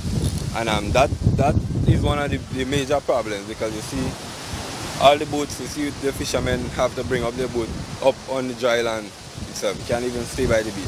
And that is a big handbag for them fishing. So getting the water to calm down and everything is going to be a real nice improvement, and maybe it's going to attract other boating companies to establish their businesses up here and start developing Soters, making Soters a little bit better. And to save Soters from mashing up. It's one of the best projects have been done for a long, long time. And everybody is looking forward for that. And today we will get it and praise the government, the NNP government, for doing such a project like that. We welcome it, we're glad for it, and we are very happy about it.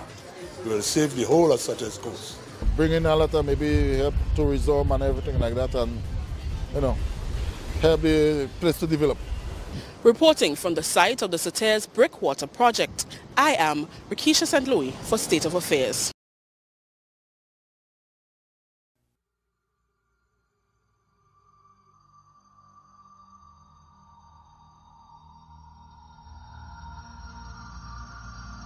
Wow! Do you see what I'm seeing? The beachfront at the Soters Bay is back. This is what the bay looked like last year. Now, do you understand my amazement? This huge destruction caused by the lashing of waves against buildings and the seashore is the reason why the St. Patrick Breakwater project was given urgent attention by the Keith Mitchell-led administration in 2016. Since then, the project has been progressing smoothly, and proof of its effectiveness is evident. The project falls under the government's Disaster Vulnerability Reduction Program. The $4.6 million project sees the erection of a 1,500-foot breakwater structure from the shore towards the old jetty, which is expected to calm the water heading into the shore and lessen the damage to the seafront. So far, so good, says project contractor Don Decall. And we are pleased. We can see that the beach has come back.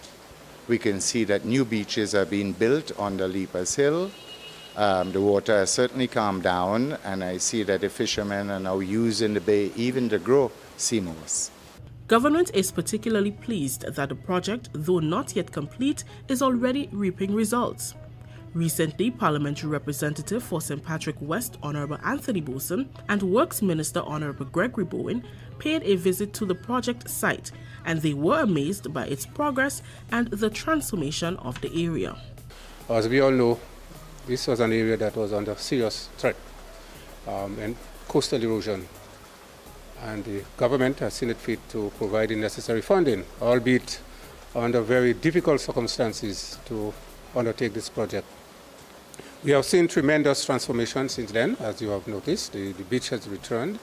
The fishermen are happy, the residents are happy, and therefore I believe that this is just the first phase of what could be a transformative event for St. Patrick, the breakwater, because once the area is calm, the coastal area is preserved, and we create what we call an environment for yachting, then we can see further development taking place. So I'm very excited about the prospect of future development as a result of this first phase of the breakwater, which is primarily an environmental project, but we will have to go beyond that. This project in particular, with the PPP, is really doing well for this area, and our boats and things will have a place of shelter, talking from the fisheries department, as well as the development that the minister has already mentioned. Since the project commenced last year, the contractor and his team has worked constantly, weekdays and on weekends, to meet the proposed deadline. Contractor Don Decall says the project is still on schedule. Well, we have until the end of August to complete the project. I think we are well on schedule at this point in time, and we should get it done by that time.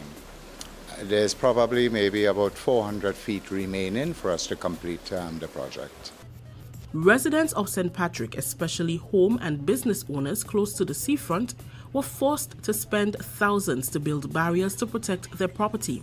Fishermen were deprived from hauling their boats onto the shore. Some could not even make it past the rough waves to earn their livelihood. But now, this has all changed. Do you see the boats on the shore? Children swimming in the now calm water? State of Affairs has already brought you 2 updates on this project, and the responses from the people remain the same. They are indeed happy to have some normalcy back in their lives, and look forward to the future developments that the project offers. Everything is positive. I'm yet to hear someone express a negative view about this project. Everybody is saying how this project is a very important project, a necessary project. And as I said, it could be a catalyst for other things to happen. And I'm saying the excitement is there, and people are looking forward to what next. Yes, I see improvement. I mean, the seashore to the far end of the usually used to be very rough, very, very rough. But now you see it's calmed down because they already cover a whole area. I don't know what amount of distance, but it make inside up to that area very calm already. I hoping that they continue to reach down to the end of the jetty so that the whole beach side here, all by the fish market here, gonna be much calmer. And looking back at the sea, it goes back a lot. So it's a good thing for St. Patrick. Well, the water is to come in back there, it's in the septic tank and coming inside. No, you could walk because they could not pass in the bag and walking. I think it's a good idea because right now you could see the effect of it. Because there used to be so rough, especially up there. The water used to be banging on the rock up there. Right now you can see cool down a bit and the beach come nice. And I think it's already a good purpose. When they complete, they want to see, I'll condemn in it when they complete. They want to see really what they're doing there. We spend a lot of money on trying to protect it, but every year it keeps on getting worse and worse. So we had to free for the government to do that project. The beach, you have more room there to do anything you want to do there right now. You have space, the water not coming and touch the buildings. Especially to the shore. Right. Especially to the shore. But no, it's pretty okay. Pretty okay. I mean, I happy that they continue, and I just hope that they do everything that they have planned, so that the southern fishermen and maybe other fishermen in Grenada may benefit. Now, I myself, I have a trawler as well, and I hoping that what they said they will do, once they continue, my trawler will be this. And if you look there now, you hardly see what you can really do, because the sand come and cover up everything. And to me, well, yes, as far as they get the breaker, the water go down, the less pressure coming. Less pressure. Like many, Minister Boson is looking forward to the completion of Phase 1 and the start of the second phase. We go into Phase 2, which will be more of what they call a commercial type operation. This is mainly utility in terms of protecting the environment, protecting the coastal area, but we want to go beyond that. But we have to get a cooperation of even private participants, investors who may want to come in and partner with us. Whether you take a bird's eye view of the St. Patrick Breakwater project or you're just taking a photo from the jetty, the picture will definitely tell 1,000 words about this project. For State of Affairs, I am Rakisha St. Louis reporting.